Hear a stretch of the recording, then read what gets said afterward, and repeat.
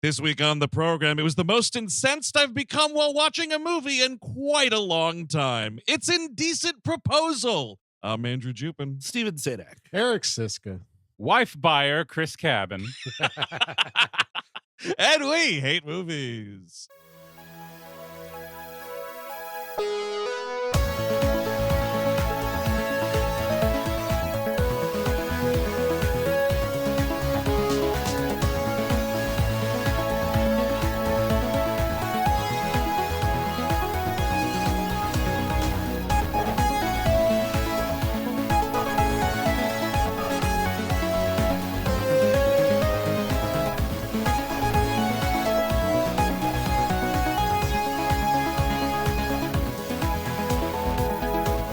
Hello, everyone. Welcome to We Hate Movies. Thank you for tuning in, as always. If you're new to the program and finding us because you love watching movies about fucking around and finding out, we're a comedy podcast where we take a movie, good, bad, or otherwise, and kick it around for a little bit. And this being the second week of our listener request month, we're talking the abhorrent Indecent Proposal from 1993, directed by the king of fucking around and finding out, Adrian Lyne, if you can even believe it. Big guy, the big man. Mr. Dark Waters, excuse me. Dark Water is Dark Waters. a Tracy Letts classic. Yes, the king. He wrote it? No, Tracy Letts in is it. in that movie.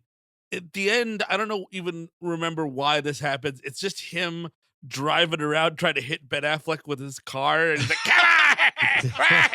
I think he's also fucking Anna de Armas. I'm pretty somehow, sure he maybe. is, yeah. that sounds right. A little bit of sex triangle there. A little bit. I mean, I Sex think there's- triangle. I thought they closed that. What is this? My search history. By the way, Deepwater. I would say that's a better film.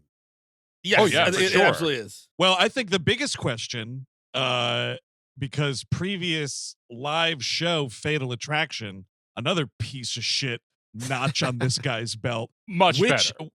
I It think is. so too. Yeah. I think Quite so by, too. by a humongous measure. Well, I Because, mean, like, this movie. go ahead, Steve. I'm talking about this movie is just it's the first act is interesting. You know what I mean? It's the trailer. It's the log line. It's what would you do? And then when you do it, it just the air goes out of the balloon because everyone's too much of a pussy to make Robert Redford the villain, and he's the villain, and that's it. That's all there is to it. He should be shot with a cannon at the end of the movie. Exactly. That's also, but they don't want to get their hands dirty. Like, Demi Moore is moral from the get-go. It's much more interesting if she's having if we see her having fun with Robert Redford, if there is some sense of seduction there. But there isn't. Like, she just is like, I fucking hate you from the beginning, but still fucks him. Very least, a pie in the face, some sort of Marx Brothers or Three Stooges type of ending would have been much appreciated. No, you know Honestly, what? I'm going full Return of the Jedi. I want Seymour Cassel to lift Robert Redford over his head and throw him down an elevator shaft. Oh, That's what it has to be. Yeah, and Demi Moore should strangle Robert Redford with her chain that she's in now. I will take. What is it? What do you take? Was it Slotford? Stackford? Shackleford. Best character. Shackleford, who is the best character. I honestly, what I really wanted was for him to take out Redford in a car accident. Yep. And also, but then get Harrelson too. And then it turns out Demi is paying him at the end of it. Like, she actually was funding him, got him out from underneath the thumb of fucking John Gage. And then Seymour Cassel puts his tongue down her throat and they drive off into the sunset. Absolutely. Yes. Just like the end of Faces. It was always you, Shackleford. I know it was. Wasn't Shackleford the name of the dude that like discovered Antarctica or some shit? What was that guy's name? Wow. No idea. Quick question: Who recommended this movie for us? Oh yeah, let's take a listen to this call here. Is it going? Oh, hi, this is Jarrett from Denver, and I'd like to request a decent proposal. If for nothing else, I really want to hear someone talk about the wig that Woody Harrelson wears in Flashback. So I even Googled it, and there's nothing coming up. But it's really bad. Thanks. Incredible call. Love Incredible you. call. I think Excellent it's work. good. First of all, it was recording, so job well done there. What was it, Jarrett from Colorado? It sounded like Jarrett or Yes. Jared. It sounded more Jarrett than Jared, so we're gonna go Jared. Jer. Yeah. I'll go with Jer on this one. Jer. Bear, thank you, Jer Bear, for Denver. your indecent proposal for us to do Indecent Proposal. I mean, but the wigs are insane in this movie. Yes. All the flashback stuff. Like, there's that one. Like, is it towards the end of the movie when they're like at the zoo? It's like the time when love and hats were plentiful, where they were both wearing, like, they're both just wearing silly hats because, like, we can't figure out what hairstyle we want to put them in. And we were 30 years old playing 18, 19 or whatever. Yeah, we were in love and watching the hippos. It was the best of times. I thought I was watching fucking Pen 15 with the way they got the two of them dressed up as these like 19-year-olds, dude. And the fucking zoo footage is the only time we do one of these garbage flashbacks where it just looks like 8mm home movie footage. And I was like, who was fucking filming them at the zoo? Well, because it's like towards the end, it's like Billy Connolly's like, and these heapers, and like it goes to this 8mm footage. You're like, the fuck is happening anymore? Just to clarify that, Steve, because I think you were kind of talking a little fast. That's comedian Billy Connolly in this movie for no reason. But let's start where it starts. These bullshit opening credits, and we're doing this his and her voiceover narrations. Fuck you. You know you're fucked from the jump when they're competing voiceover. You're like, all right, we're just totally sunk already. Not only that, it starts with this blue. I thought Derek Jarman's Blue was about to begin with this. I wish. It was just blue, and then we slowly get that flashback and that voiceover. It is. The opposite of intoxicating. And you know from the beginning, he tells you, right, like, when I lost Diane. Yeah. You know, and so you know from the get-go there's going to be a separation, which I think kind of ruins it. I think, like, if a movie like this has some tension, you should try to save it for when it counts. Well, Chris, by the end of the movie, I was so enraged. I was, like, thinking back to that opening narration, and I was like, I hope he fucking kills her. I hope she gets back to the dock and he fucking kills her. I mean, I don't know. Like, the problem with this movie, I think, is this opening narration, this dual narration thing, is because the movie, for the most part, if it works, it needs to be tight on his perspective, because then it's actually interesting that we don't see them have sex. Do you know what I mean? Because then it's about the tension and the trauma that he's going through of like, oh my God, what did my wife do? But then when we cut back to her living her life, you're like, well, then why did we see the sex scene? Because if it's her perspective as well. Do you know what I mean? Like, perspective matters so much in this movie. Humongously so. And they didn't show it because it would be interesting. Yeah, like, like, literally, when the movie's about to get interesting, when she's like, I don't want to be here, but I'm here for the money and I'm going to fuck you. Like, and he's like, well, I think you're going to like it. The translation of that to an actual possibility at in the next scene, like, I need to see what that was. Like, yes, Chris. Obviously, you need to see. Did they start with oral? How did it go down? Yes, every single little thing. Does he use a? I'd like you to crank my hog. I'd like you to just get down there and start cranking that hog. Come on, you know how to do it. You know how to do it. Time to meet my buddies, the bad dragons. Here they are. Oh no. It's kind of a whip. Oh, you thought it was a box with a pretty dress in it. No, it's a box full of dildos. It's a box full of dildos. Now, they're huge dildos, too. Like a gorilla couldn't even sit on these things. Now you put your hand in here, and if you scream, I'm going to kill you. Now gum my Jabbar. I mean, it's like, we get this. It's Woody Harrelson on a rainy dock, a very rainy dock, and it's like, oh, how I lost my wife. I can't believe it. And yes, Chris, it would be interesting to not know where this movie might be going. And we just hear their idyllic course shit. There were high school sweethearts, and dude engaged at 19. Shut the front door. Our parents thought this was a mistake, and turns out it was. Yeah. Occasionally they're right. Occasionally those parents they sneak one past you occasionally. These braces on Demi Moore here, my lord, horrendous. Dude, laugh out. I mean, that's something out of you know what it is? You know what it is? It's fucking straight out of a fucking Farrelly Brothers movie. Thank you. She looks like fucking Ben Stiller, right? Yes, she looks exactly like Ben Stiller, and it was working for me. The bathroom is that way. Because it's kind of a comical reveal, because it's like, it's Demi Moore. She's gorgeous fucking 1993 Demi Moore, and she's got her mouth, like her lips are closed, and then she goes to smile at Woody, and it's like a joke reveal, like, here's my braces. Oh yeah, it's like the close up in 40-Year-Old Virgin when like when he goes flashback to him as a kid and he's like about to get his first blowjob and she's like, "This is gonna be awesome." Yes. She has all the braces in her mouth, and like I think this is the worst wig, the one when he's in the car here, because like this thing is about to lift itself up and go for a walk. Dude, this looks like the wig he had in the fucking Venom movie. Yeah, it's got arms. My God. It's humongous. It's got arms. Yes. Tentacles even.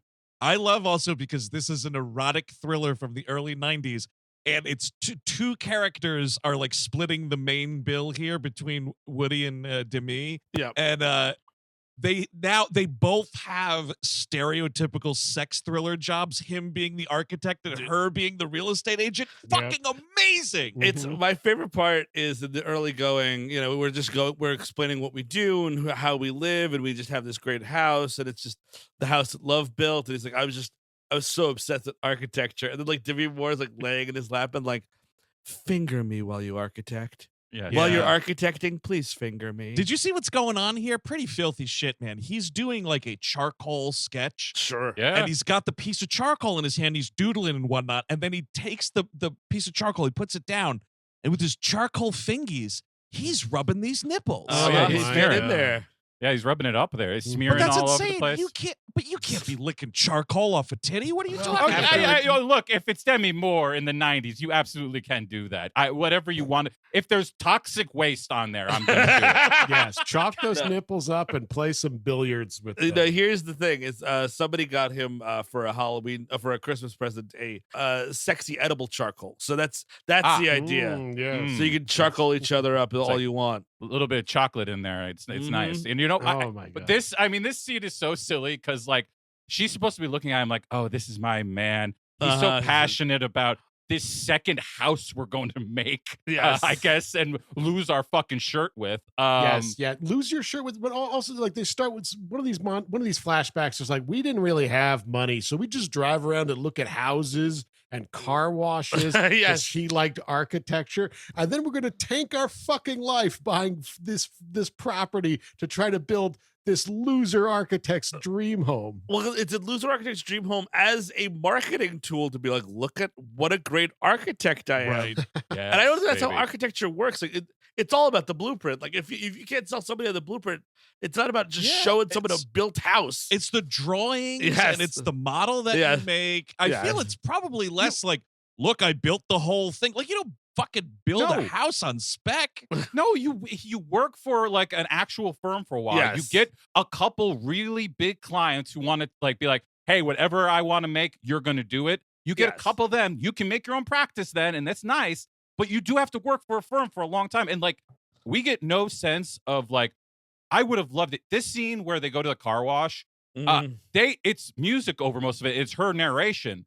And like, I would love to hear what he actually thinks about this. This would be, again, an interesting thing. You know what? What is interesting about this character? He knows a lot about architecture, and I don't even get to hear him talk about it. I guarantee he's doing the warm up for the class he teaches later, and he's just telling her, "Oh, don't be just an ordinary brick, Demi." Oh, God. Of course, yeah. Diana. Not actually talking about it. I think his architecture lecture there is kind of fine and some of the best stuff he gets to do in the movie. But like, to your point, Chris, put that at the top of this. Because then by the teaching the class part, you can be like, oh, he's telling them the same thing he told her. And you could make like a connection there. But I feel like so much of this movie is like relying on that his and hers voiceover. And it just sucks. It sucks right after that when he's like, he says something like, well, yeah, you know, we made each other crazy from time to time. And then it's like, they're about to have this like blow up fight where she's pissed off that he's a slob and like she pulls part of his she's full on hair abusing him at this point. She's but like, then it's a joke. It's all a joke. It's a sexy prank, Steve. Yeah. This is psycho shit. I was like terrified, and of course I was also hard, but you know, I was terrified for sure. Oh yeah, throw a plate at me, Demi Moore. But no, what the whole the car wash deal is just like, So, what? It's Saturday night. You want to go look at some car washes or what? A nice cheap. No, the movies ain't gonna do it. We can look at some car washes. Yeah, I Go look at a building or two. The straddling the line of like, oh, we don't have money yet. Oh my God, can you believe this fucking recession? We might have to sell one of our two houses. Well, that's the thing. It's like you don't know at first that they own that house that they're in. Like I didn't even at first. I didn't even know. I thought it was like a bungalow or something they were renting. But like you find out and you're like, oh, so they are rich. And like, yeah, and, my God, Eric, like him being like, let's go see. This is actually a post office that Bank of America bought and turned into a bank. Isn't it beautiful? Don't you just dream like a big brick when you see a bank in a fancy building? Who needs opera when you could look outside of a building that happens to be closed? Well, I mean, look, guys, it's stupid. I agree with you, but newsflash. Millions of Americans in this country are house poor. Don't worry. Oh, no, of course. Don't fucking worry about it. But I mean, come on, like just, oh my God, you're losing the property for this house you're building on spec. I kind of don't care. Oh, of course. No, not. that part's dumb. That part's dumb, but I don't fault them for owning their little bungalow here. I do not either. But. I don't either, but I wish that if you're going to do that, like we learn all of this in a big sweep again. It's a big narration sweep where Demi Moore's like, well, the recession hit, that son of a bitch HW. And you know, I didn't sell a house for 6 months and we both lost our jobs eventually. Yeah. And he has to get money from his dad. He has to get $5,000 from his dad because Oliver Platt tells him they're going to lose everything. Just get ahead of your problem and sell one of these things or do something. Or show me it. I just don't have a lot of sympathy for the double housed. No, I agree. Sorry, just reminded of when I was first dating my wife, I accidentally sometimes you gotta watch those hyperlinks, gang. What is this? What is this story? No, filth? What is this filth? Did you buy a second house? No, I'm Googling. It was my turn to figure out what to do for dinner. We were just starting dating. I have zero money ever. And stare at a car wash, dude. So I Google. They got vending machines. So I find a restaurant and then I send it back to her. And she's like, oh, great. Do you know what you just sent me? And she sends me the HTML string and it has the Google search in it, which says cheap dinner. Oh, I love it. So it. it's like, oh, how about this place that I just happened to find that looks really cool? Cheap dinner? Question mark. God. Dude, Steve, I love your hyper generic Googling, such as cheap dinner, or when we go on tour and you just Google in cities, cool bar. Exactly. You'll find a cool bar that way. Cheap dinner, man. That's humiliating. You're lucky she fucking stuck around. Let me Google interesting car wash. Let me take the missus there. Hold on, let me Google horny billionaire. Oh, hello. Steve, it says in the thing, restaurants that don't necessarily could we not do that? Still less humiliating than having to use a Groupon, man. Which I've done plenty of times, but I'll never do again. No, you can't be using a Groupon on a date, by the way. I think once you're like pushing 40, it's time to reevaluate extreme couponing in general. But so yeah, like the recession hits, and like yes, like Chris says, boom, boom, boom. They both lose their jobs. They have no money coming in. Oliver Platt, who is their friend and lawyer, says they need to come up with 50 large, or else they lose everything. And yes, sell the land that you have that you're building this bullshit house on. That's the move. Which again, like is I want architects to write in. Has anyone broken it big in architecture by taking a chance and building a building? Do you know what I mean? Like, I just took a chance and built a 50-story high-rise in Manhattan, just on spec, hoping someone would like it. And at the end of the day, that's sort of like an investment, and sometimes it doesn't turn out, and you're just gonna have to move on instead of being like, let's gamble our lives away. I mean, yeah, it's either you sell the property and you knock down. It's just like a skeletal structure. That's as far as he gets with the construction before they lose their jobs and whatever. Or you sell the bungalow and you move into a fucking cheap apartment, or heaven forbid, like a Roach Motel, week to week rates kind of a thing until that place is built. but they totally fuck themselves. And I love this scene where they're really trying to figure out what to do, and he's shaving, and she's looking at their bills while taking a piss in front of him. You know, come on. That's you know, I intimacy get right like there.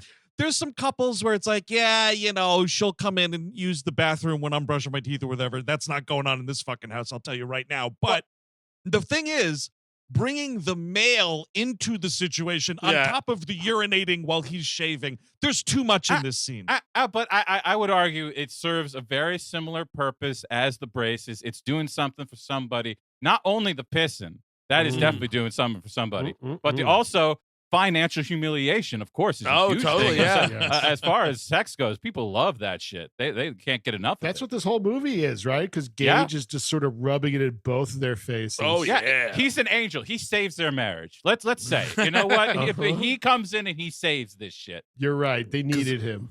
So they need $50,000 after borrowing the $5,000 from his father.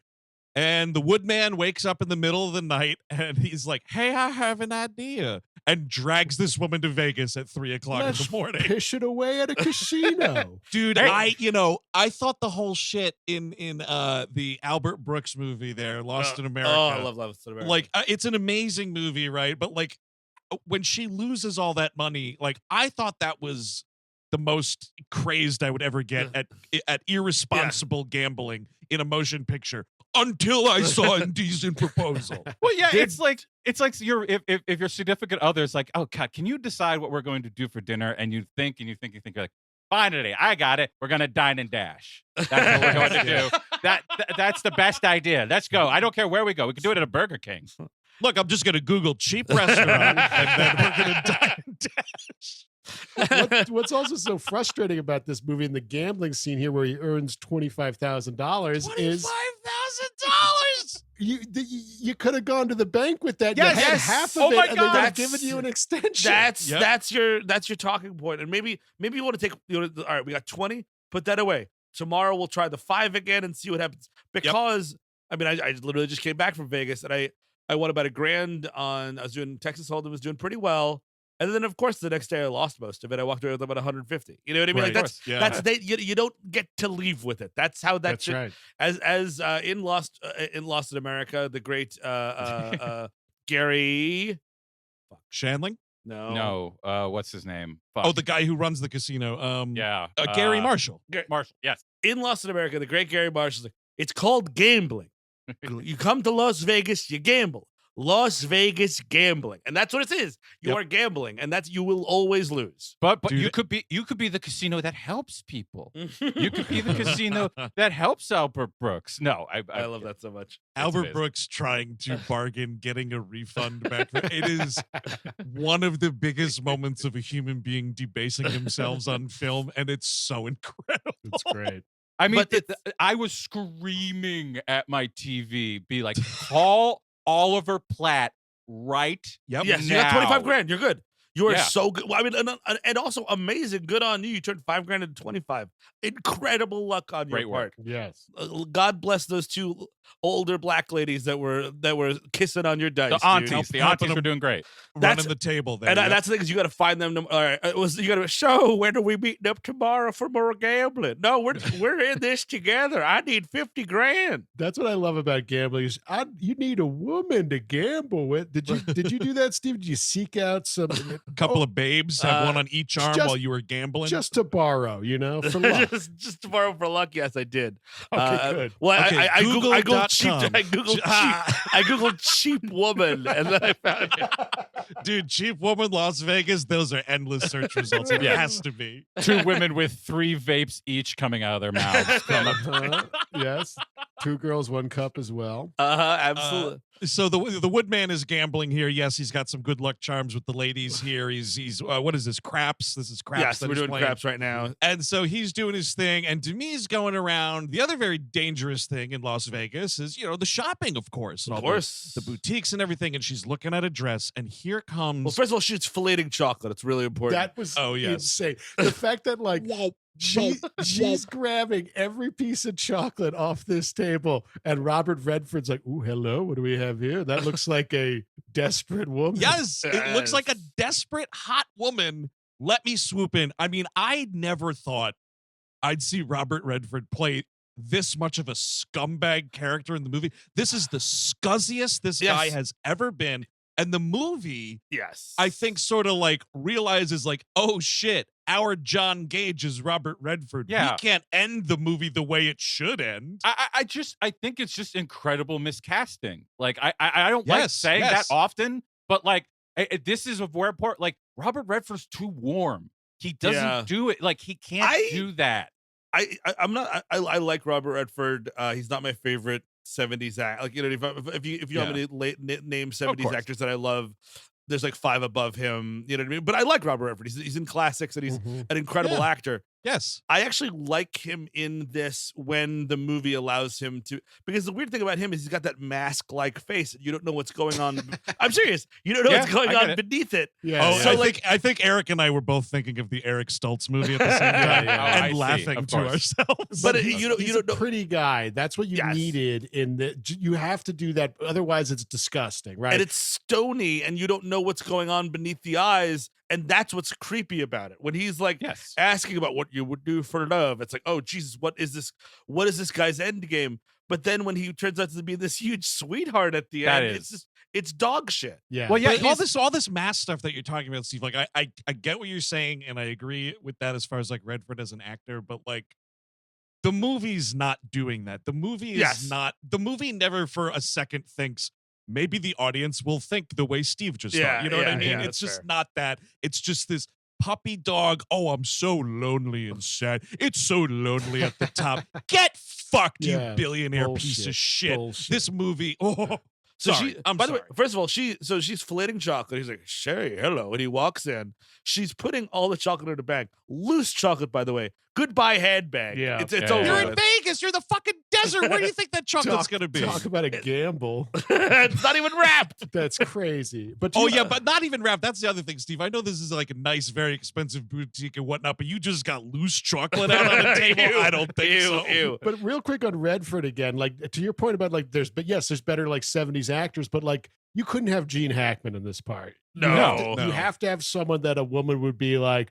hey, say 2-for-1 special, $1 million and that. Well, yeah, because you're never going to, like, to what Steve was saying, like, if you were going to do that thing, you have to have the moment, because if it's all performance and his confidence comes from wealth, like, you have to show a moment where he's actually worried about wealth, because that would actually show there is a mask there. But you never get to see the mask. Like, the mask is on all the time. So it doesn't count as a mask. He's just having fun. His life is pure leisure. It's disgusting. Do you think he's kind of based on Trump at all? I think there's a little bit of that.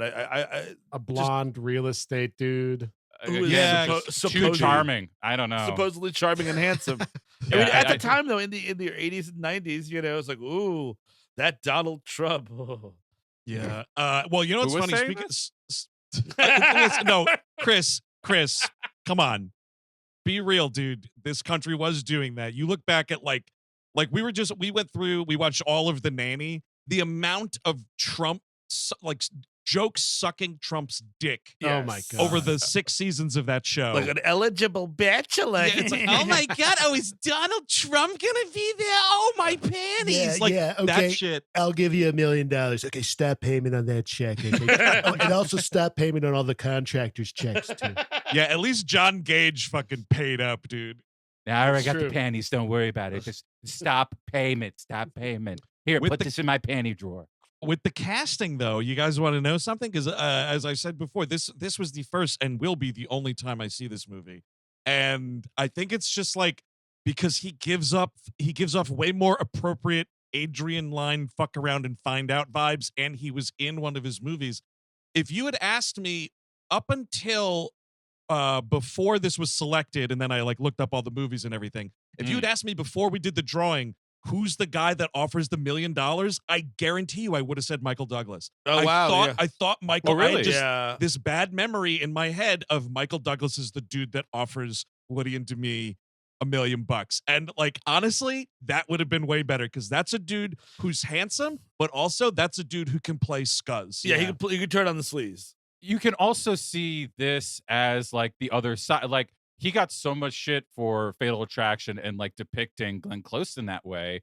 Like, Right. I would see this in a way. There is a way here where you can. This is an apology thing. How about the man is the thing that ruins the marriage? There is something to that, except for like, of course, I saw this like in Fatal Attraction. You get the sense that Michael Douglas is enjoying himself. Like, of course, those early scenes with Glenn Close, he is having fun. He's enjoying it. He's getting his dick sucked in an elevator. There is nothing like that here. There is no sense that like Demi Moore might, oh my God, and Woody Harrelson flips out about it later. She might be attracted to somebody else. Oh no! Well, no!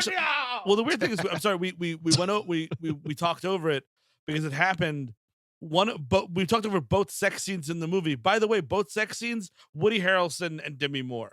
Yeah, and they're both pretty raunchy. You know what I mean? There's the nipple Not play. bad. He's doing some ass eating at some point. You see her hand clench his penis. Like you see, Mhm. and I don't know because the shot is as such where I don't think you see their faces, and then it sort of like tilts down, and you see that. So it could be body doubles here. I don't know the fucking lurid production history of this movie, but you see a hand grasp the shaft of a penis over shorts in this movie. But amazing. he was thinking about the car wash the entire time. Yes. The beauty of the car wash. I mean, there was a Sonic drive-through fast food joint that was built out of an old church. It was great. Those archways. Oh, That's what it should be. It's like, oh, one day I'm going to be able to design McDonald's. I mean, I would believe, by the way, that I like you find that you everybody's heard the Willem Dafoe story. I would believe Woody Harrelson is packing a world ender down there. Oh, but he's got a hammer. I would a buy full-on it. hammer. I would buy it. Guaranteed. Forget the fucking machinery, dude. Get that dude to Texas and start drilling some oil. He's a good-looking dude, but I mean, like, if you look up, he's fucked everyone in the world. He's dated everyone. Oh yeah, baby. Yeah, and it's all good reviews. His, you know what I mean? Did you Google the reviews? I did not. Good. I googled cheap dick Hollywood. Oh, Woody Harrelson. Hey, I thought he'd be more expensive. Are these the same people who find Trump charming? I need to know, because if so, I'm just not going to listen to him anymore. So Redford comes in, he flirts with her. He's like, "Oh, that dress, you should buy it." And she's like, "Well, no, I can't." And he's like, "Well, I could buy it for you. You know, he goes, you earned it. I've enjoyed watching you. You've earned it." Nice. Ew. Wow. Exactly. Yeah. And this is a creepy line. It is gross, even with Redford saying it with his steamy eyes. And she's like, she's like, I'm not for sale. Which the movie though, dude, again it's not shot appropriately. It's not lit appropriately. It's not scored appropriately to have a actual reaction of that's a scumbag thing to say. What the movie is saying is, look at handsome Robert Redford offering her to buy this dress. Like, it's bonktastic.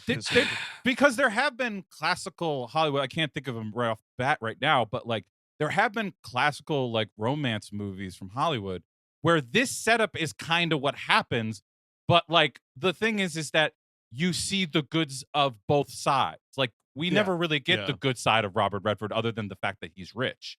So like, there's no playing. There's no character. I mean, like I said this in my Letterboxd review. There's no characters here. Like these are all just perspectives. There's three major perspectives here, and they're just bouncing between them. Well, but like Shackleford is quite an interesting. Well, of course. But again, you just know that he murdered someone. You don't really know much else about the man.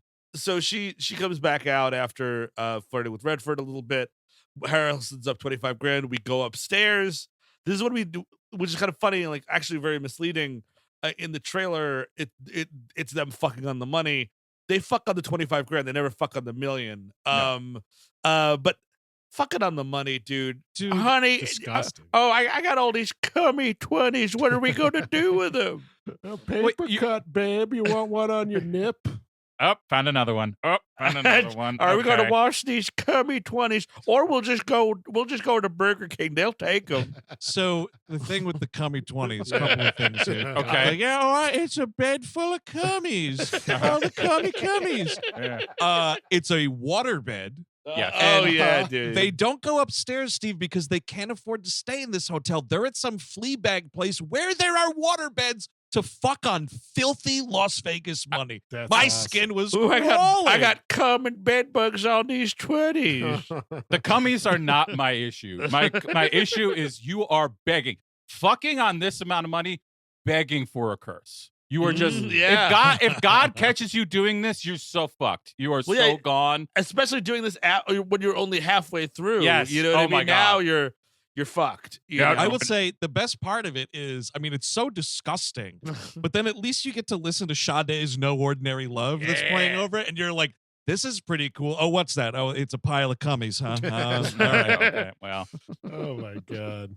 Honey, do we have any dry 20s for the desk guy? I don't want to tip him in cummies. You see, hon, we're loaded. No, you got the hair dry, right? Yeah, get them dry. Just get them over there. It's like bound, all this money drying all over the place. There should be a scene of them hanging it up with like clothespins. Mm-hmm. Like drug money, I like that. Like developing a photo, let the cummies drip off a little bit. But they fuck, and then sure enough, the next day, wouldn't you know it? He puts all this glimmer in play, and all this glimmer in play. Look at Mr. fucking Las Vegas. Oh, here. yeah, All this baby. Glimmer in play. And that's awesome. 48. They get down to $4,800, and they're like, we said if we wouldn't leave here with less than $5,000. Right. They go to a coffee shop. It's like, what do you want to do?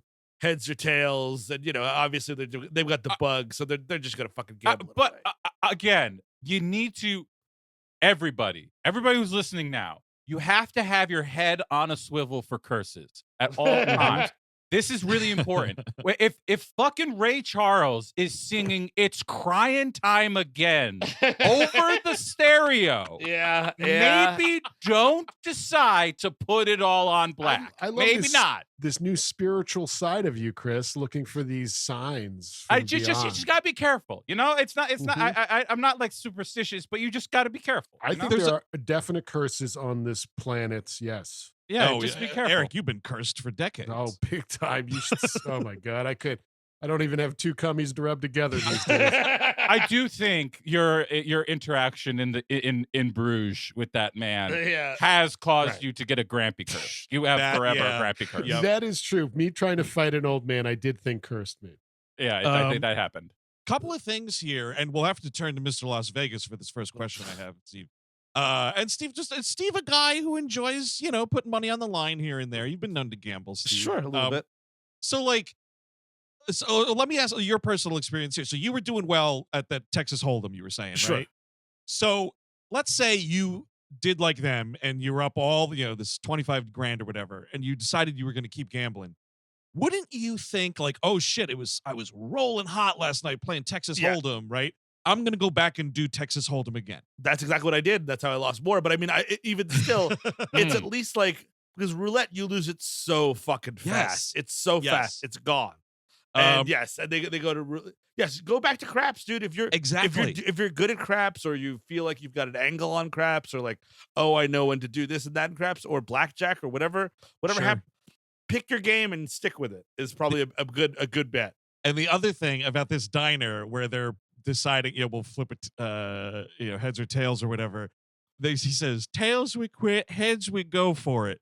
They cut to the shot of this waitress. It's one of the best shots in the movie. Man. She turns around, she hears what he says, and all you can glean from this is like the 50,000th time this waitress at this Vegas greasy spoon has overheard a couple doing this exact thing, because she just has this like look of like, oh, those poor young idiots. Yeah. I mean, I love they're not subtle about it at all. They do. There's like a tracking shot of garbage on the floor leading to Demi Moore and Woody Harrelson.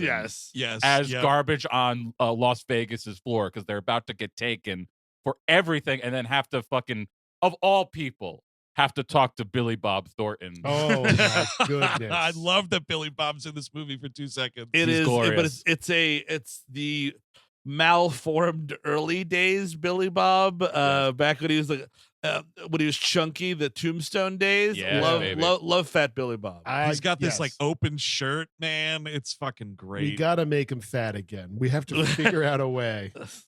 Well, because you can't have him be a gentleman. Like I love the fact that they're like, they get him in here and he's the one who's like, that's John Gage. He's a billionaire. Also, do you think you like? I know he's rich, but could I buy your wife for like $100? You think?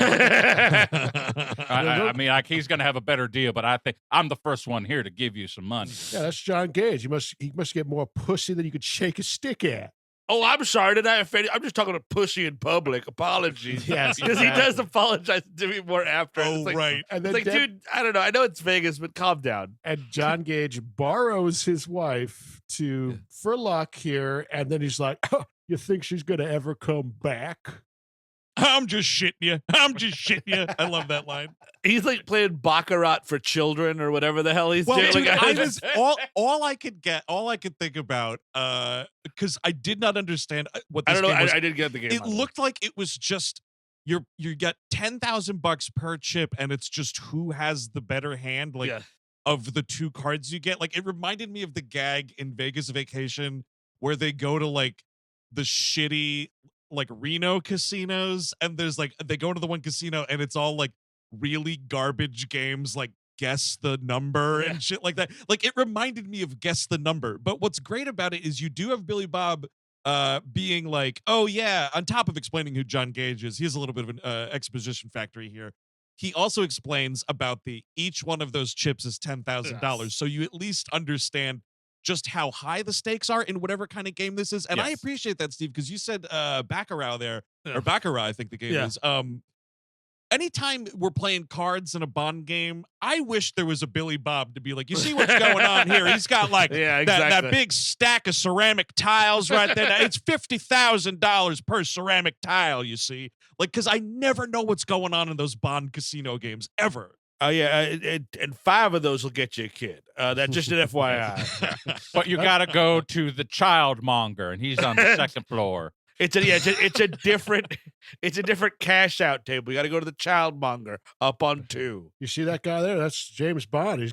Probably gets more pussy you could shake a stick at. Oh, I'm sorry for my profanity. James Bond, I mean, you are no man who knows a child monger. That man has spoken to quite a lot of them. My goodness gracious. Hello, James. How you doing? You know, speaking of people who know people, that John Gage is the real deal at this casino. Because all these like swarthy looking casino operator dudes are just like, hey, Mr. G, here's your new thing of chips, Mr. G. They're calling him Mr. G all over this movie. Like he's that fun. Who was Mr. G? Yeah, I was gonna say the weatherman down here, Mr. G. Yeah, New York City weatherman, Mr. G.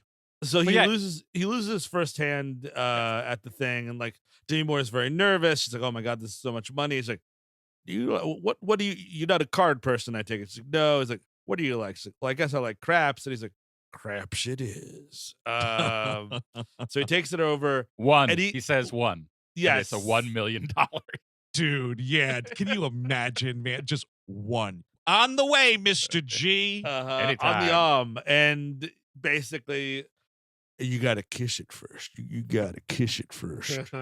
Otherwise, I won't be able to get off later if you don't kiss it. Yes. He probably did that for the sex, too. Like, you got to kiss it first. We'll never know, Eric. We'll never know. Remember how you kissed those 2 dice back at the casino? I want you to kiss my 2 balls now. Yeah, remember that overweight, balding Southern gentleman? Well, he's here as well. Yeah, that's right. I kind of hang out with John, and we double team chicks for $1 million. All right, now it's that pretty you kissed cool. my 2 balls, throw them across the room. Call it a sling blade. She kisses the dice. She rolls a 7, and dude, I love this. Yes, the security guard's crushing this coffee cup because it's the same kind of like comical awe as Chris Farley and Adam Sandler in the Schmitz Gay sketch. Yes, where we're like that dude may have just slowly raised up sunglasses. Like, oh my god. The weird thing about this is, I mean, like, so they are they lose everything. They put it all on red. They lose. They are financially ruined, downtrodden. And then they're like, "Ooh, let's go see what this guy's like." I wouldn't give a fuck if the world was on fire if I was in this much financial trouble. It's like, no, I'm gonna go lay under a bus. Like, you know what I mean? Like, but Woody Harrelson's like, Hey, sounds like fun, hun. Oh, go hang out with that billionaire. Ooh, cool. He just won $1 million. Pretty exciting. Well, we're off to our pauper's grave.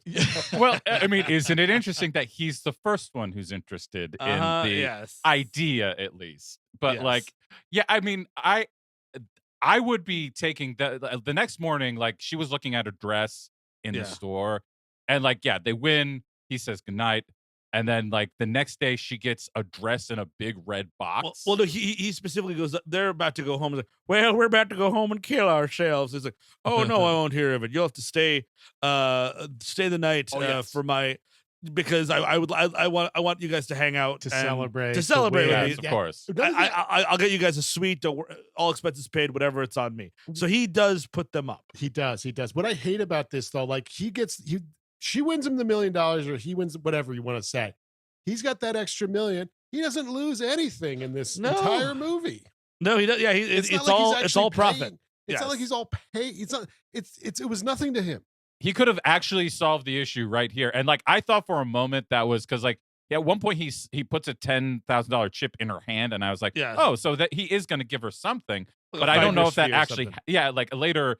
But like, you could have fixed this here. I mean, this is one of two things where I'm like, you're almost showing how evil he is. This, and when we find out about what he did with the second house. Yes.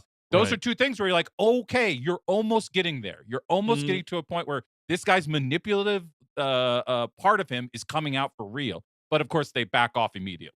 I mean, he's still you kind of get the sense this guy's dirty and evil in the end, but they don't go all the way to that point. They don't show it. So, like, I want to see him play that note.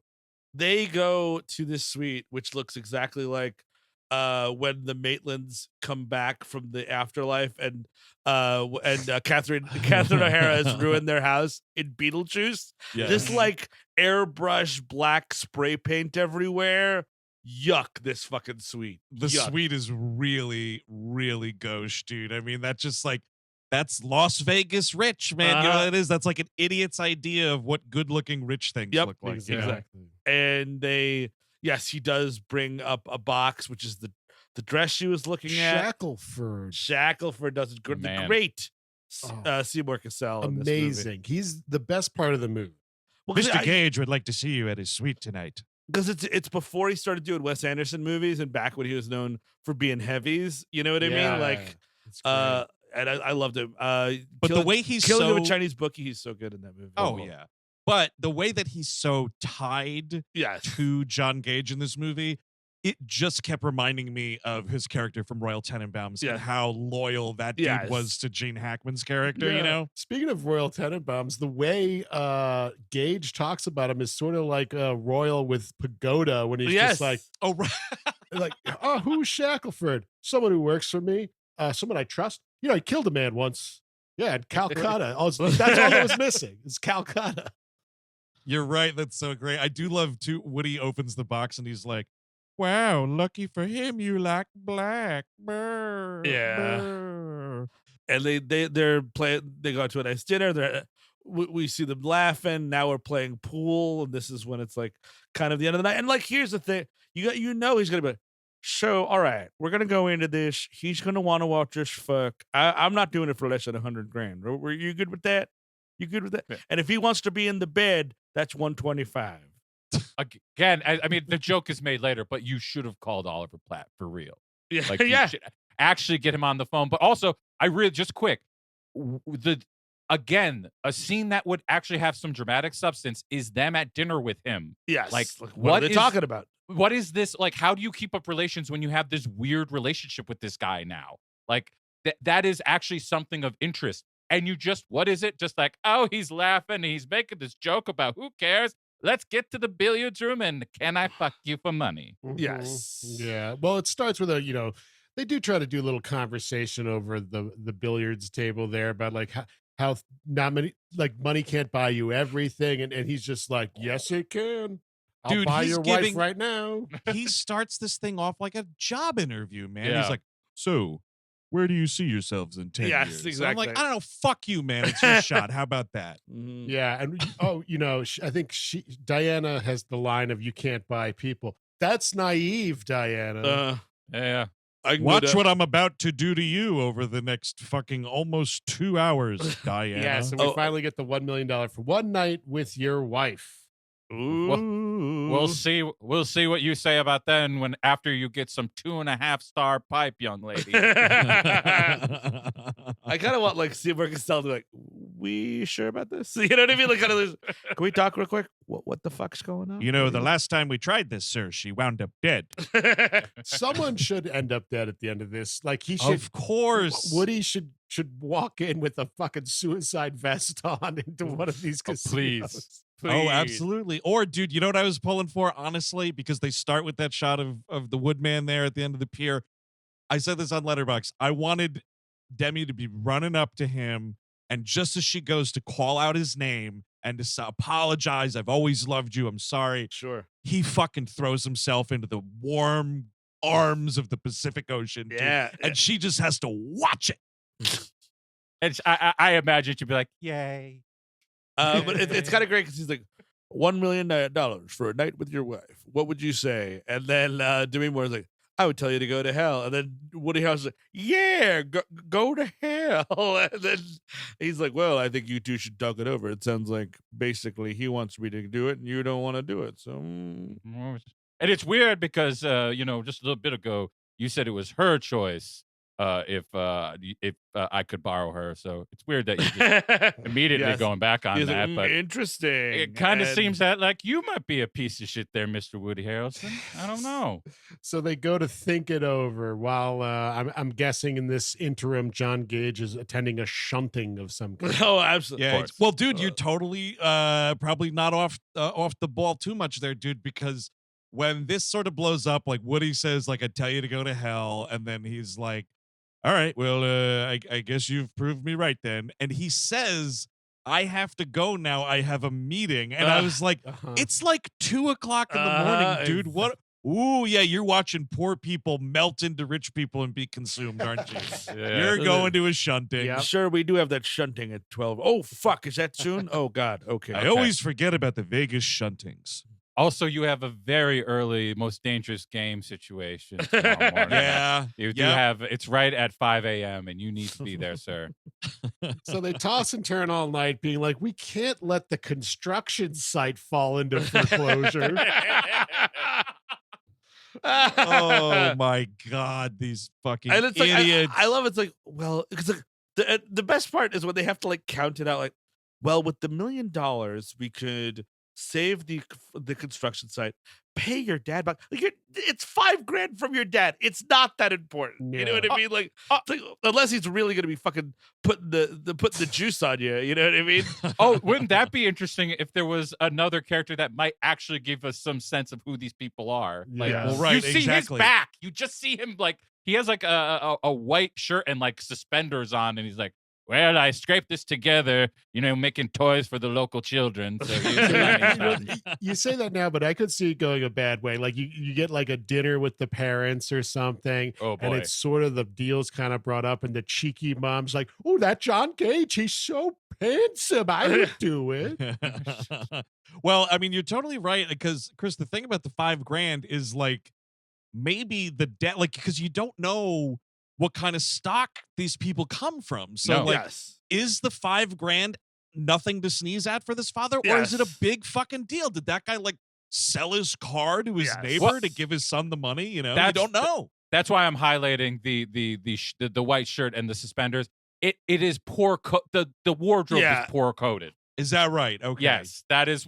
And like I was like, because he's like walking away from his garage and they're patting each other on the back, and it's like a nice moment. I would have liked to have seen it, but again, it's narration time.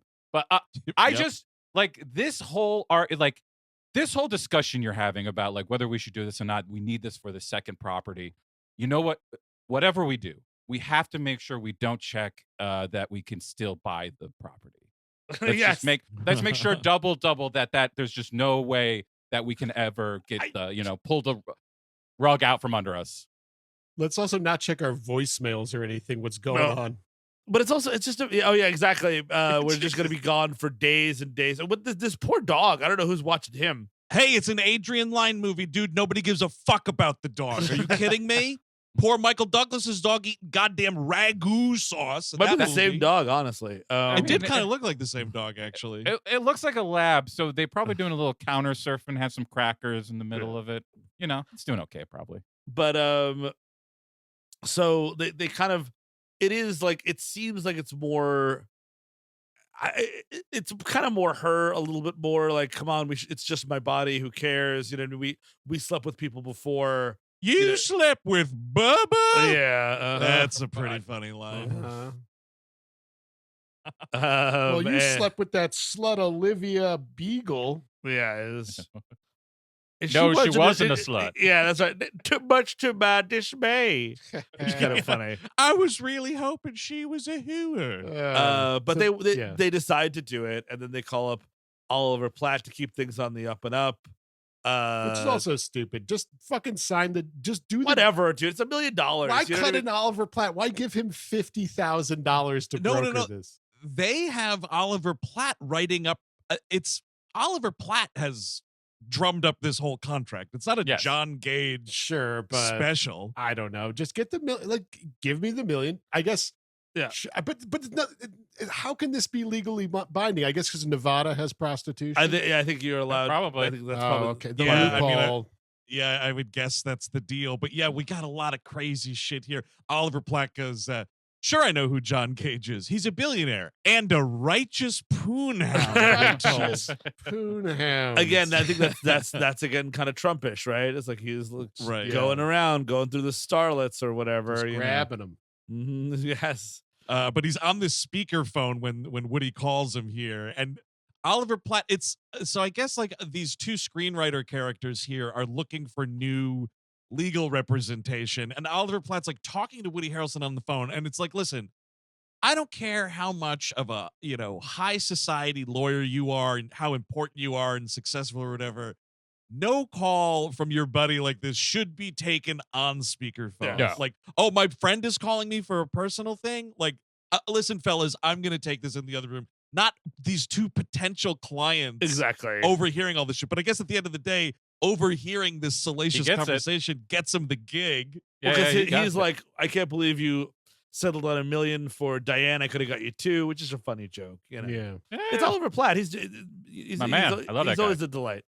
And so like there's all these things in the meeting scene. We're meeting with Gage right after the next scene, and it's like all these things like, oh, he must pay up even if he can't get it up. Like that's one of the clauses. The John Garfield clause. They still get the money if this dude dies in the act. Yeah. I mean, It's important. Here's a question. I mean, like, and especially it's 1993. Are we wrapping it up or what's going on here? You know what I mean? Like, well, you know what, Steve? He's a rich heterosexual, so that stuff isn't important. None of his problem. We're not. No, it's gonna just go on your back if you're lucky. That would be some tension. Like I'm pregnant. You know? Yes. Yeah. Or And well, I was saying he's a fucking rich white billionaire and doesn't have to worry about the popular STDs of the time, or the rampant STDs of the time, I should say. Like that's a thing, right? Like we're not at all concerned about like HIV in this movie at all. No, not at all. But also, we don't know if he has an heir. So you know what? She might be carrying the Oh heir shit! to the Griffin fortune, the Griffin capital fortune. Shackleford, I need you to hit her with the car.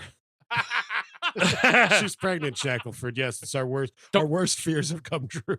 Use the Beamer, not the rolls. Use the Beamer, please. We spoke with our other attorney, and we're pushing back. The $1 million for the night sounds fantastic, but what about 30 grand and you get to jerk off in the room with us? What's that? That's not bad, right? 30 grand. Yeah, they should bargain them down to 40 grand. You get to pick her outfit. The 50 they needed. Just get the 50. Stop being greedy. What do you? What can I get for 50 grand? You know what? Hand stuff. Exactly. See what it'll say. Say, listen, I'm Woody Harrelson. I will fuck her in front of you while you jerk off. Is that $50,000? Absolutely. Yeah, you could smell my feet afterwards too if you want. If ejaculating in her is $1 million, I think that could be 50. Exactly. This is interesting though, right? Because again, first and only time I will watch this movie, I was stunned at the structure of it, right? Because what the movie should be is, it should be like the will they, won't they do this? Maybe it's a thing where Redford is like, you have a long weekend here in Las Vegas to decide if you're going to do it, Yes. right? And like that's the movie. But it's crazy that the movie, pun intended here, blows its load within the first like 25 minutes, and then the rest of it is like the fallout. Yeah. My God, I don't care about the No. fallout. That's not what's interesting here. I felt like the movie ended an hour in, and then it was just like it even does that movement of like, and that's what happened, and then it's like, and then they start the car back up. I'm like, what are we doing? Did anyone read the trivia for Indecent Proposal? On IMDb? No. Did you print it out? No, I didn't. I'm at home, but here's the thing, and I think because that's the thing. There's a huge chunk missing from the story, and this is very loosely adapted from a book. The book was very different. If I could pull it up here. Blah, blah. While Steve is looking it up, I'll just say I did look up the whole Shackleford dilemma. The guy I was thinking of was Ernest Shackleton, as a matter of fact. Oh, nice. All right, so two pieces of trivia. Okay. Number one, Halle Berry was interested in this movie, but was refused an opportunity to audition because the studio was afraid of adding an unnecessary racial undertone to the plot. This is ironic, being that a racial undertone was part of the original novel.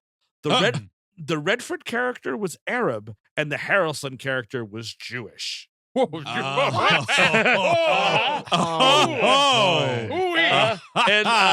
the second piece of trivia, this movie is very loosely based on Jack Englehart's novel. While it does contain the story idea of $1 million for a night with one man's wife, most of the book focused on Arab-Israeli intrigue. Of course. Arab-Israeli intrigue in what capacity? I have no idea. Still in Vegas? I have no clue. So I mean, like all that stuff. And I mean, like, glad we took it out. Right. By the way, written by Jack Engelhard? Yes. That does sound like a guy that masturbates and types. It just like, but clearly this movie is missing something. And you know what I mean? A third dimension of kinds. Definitely not the Arab-Israeli intrigue. No, I'm okay without it.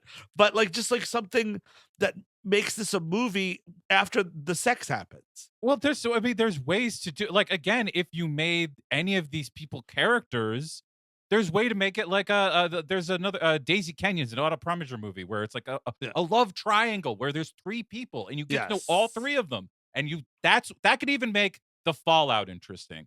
But like, if you just are going to like, because you know, they say yes, he like they go to the hotel room, and of course the Shackleford, God bless him, immediately is like, okay, everybody else get out. The Woody Harrelson, all this, get out now. The line that he has, Chris, is insane. He goes, "Gentlemen of goodwill will take leave of one another." Like that's like the snootiest way to say get the fuck out of here. Yes. And like it immediately is like I think there's like one scene in Woody Harrelson's like, I made a mistake is what I did. So now I'm going to be pissed about it. Isn't that character growth, everybody? Hi. Well, this is back when this was sort of like Woody Harrelson's deal for, like he was Woody on Cheers. It's amazing that he ever broke out of that. You know what I mean? Like, think about like all of the big TV actors that played a dumbass that could never, ever get another role ever again. Yeah. Woody on Cheers, famously that. But then for a while, he was playing an unlikable asshole. That's White Men Can't Jump. That's this. That's Money Train. Right. You know what I mean? And then like, is Money Train before this movie? No, it's after this. Okay. But like, that's like sort of like his early-ish movie career. And then like in the aughts, he turns into Woody Harrelson, like kind of an everyman, and you could stick him anywhere and he's doing anything, you know? Well, Milos Forman finds him. Yes. And does, because I think People versus Larry Flint was like this dude's like a real deal actor. Exactly. Yes. Yeah. By the way, White Man Can't Jump, much better movie, by the way. Man. God, yeah. I was skimming the book synopsis on Wikipedia. In that version, the wealthy Arab makes a sex tape with the wife and shows it to the guy. Wow. Okay. Oh, that's better. Here's a videotape of me fucking your wife. Can you imagine? Look at my old balls slapping her back. How about that? Eventually it gets into hand-to-hand combat. Yes. Oh, come on. Oh, it's so much better. Look, if you didn't want to do the Arab Jewish stuff, I fucking get that, but still keep all them plot points. A reverse Pacific Heights. The rich person is this is very easy stuff to work with. But again, you have to make Robert Redford evil a little bit. Yes, you have you're to. you're just not giving it to me. And like this, like the him screaming up at the helicopter, and you don't even like they don't even confirm if it's the helicopter that she's in. Like I was like, what? Well, is it supposed to be a dramatic moment or what? Yeah, I mean, he's losing his mind at this point. He's like, I don't want to do the deal anymore. He's chasing her, trying to chase her down. Can't find her. The cleaning lady says that they win up on the helicopter. He runs to the roof and it's already taken off. And now he's just going to be a insufferable prick this entire rest of the movie, despite it being his idea. Yes. So wait, so we're supposed to believe that like the helicopter, because the helicopter is literally taking off as he runs up there. Like she didn't see him. Nobody was like, "Hey, there's a guy there. He might get his head chopped off." Dude, if I'm in a helicopter, I have my eyes closed and I'm saying the Our Father as many times as I possibly can. They apparently fly to Santa Barbara onto a boat, and that's where the yacht, baby. They fucking do the dirty deed. We do not know what it is. She's like, they sent for me, and she's on the deck and she's dressed in the black. You better be wearing that black fucking dress. I swear to God, I'll fucking kill somebody. Oh, is it different? It's a different black dress. It's kind of like a cultural appropriation kind of dress. It's a little bit, it's got like a little Asian flair right. Yeah, we love that. It's like, oh, you missed a button. Ooh, a button was missed. You're probably not used to buttoning up dresses like this. What with you being so fucking poor. Well, and now that I'm an older man, I'm going to have to button on a dick to fuck you with. Excuse me while I tie this lollipop stick onto my penis. One moment. No, I have right here the world's first Viagra. It'll fucking kill me. It's made mostly of cocaine. It also cost $1 million. Dude, when she yes, she's on the boat, but there's something I don't want to miss because what I would have loved the rest of this movie to be, it's like, so the like Redford and her are out of it, right? And I was like, just make it Woody losing his mind in Las Vegas, because there is this scene where he's like, it's after he screamed on the rooftop and he goes back down to the casino and he goes into this room where it's just a bunch of disgusting dudes watching off-track horse racing from wherever. And am I just crazy here, or was I maybe envisioning something that would have made the movie a little more interesting directorially here? Because there's then this big like mosaic screen of all the horse racing. Oh yeah. Does that screen not turn to bodies writhing on one another and it's him? And it does happen. It's Demi Moore. He imagines it being Demi Moore being fucked. I wanted to make sure I didn't imagine that, because that's like, it's kind of a good flair, and I think there's absolutely almost nothing good about this movie. So for a second I thought I was crazy, Steve. So thank you for confirming. It's pretty, I do love it. It's like that what do you call it there, that Apple 1984 commercial for a hot second. Yes, yeah, they needed a Woody Harrelson to throw a fucking hammer through those TVs. Stop fucking my wife. Those are good. The big pops like that are good. Like that, I really like when they the one flashback I like is when he's playing with the hippo doll and it flashes to the 16 millimeter of hippos like yawning and stuff like little things like that actually give this some style. But like here, he's just like, he goes outside and he goes to a fountain and there's fire coming out. He's like, it's just like hell. Having my wife fuck somebody else is like hell. Do you get this? Yeah. Is everybody understanding that? I don't like this. When he's at the restaurant with Oliver Platt, and there's all these like weird singing animatronic things. Yeah, that place definitely existed in Vegas and closed in like 1996. It was like, Platt should not be taking him to the Rainforest Cafe for a drink. Go get a skeezy prostitute. Yes, exactly. Do a little tit for tat. That'll take your mind off of it. And I mean, like, Platt's pretty happy. He's got $50,000. Not too bad. Not too shabby for a day's work. But yeah, so like they're on the deck and it's like, oh, you missed a button. And she's like, she's very clear, like, let's get this over with. You want to fuck me, you fucking pervert? And he's like, listen, I'll give you a chance. He brings out the coin. It's like 50-50 chance of, if heads, you get to leave. Tails, you don't, basically. And we're revealed later in the film that it's a trick coin. That's dude, can tails. I tell you? Do you know what this is? Do you know what this is? This is Two-Face. It's not as bad. I'm not saying it's a direct one-to-one, but it reminded me a little bit of the end of Revenge of the Nerds because this is sexual shenanigans. It is, yeah. Yep. He fucking tricks her with a 2-headed coin, and he's like, "It's my lucky dollar, heads or tails."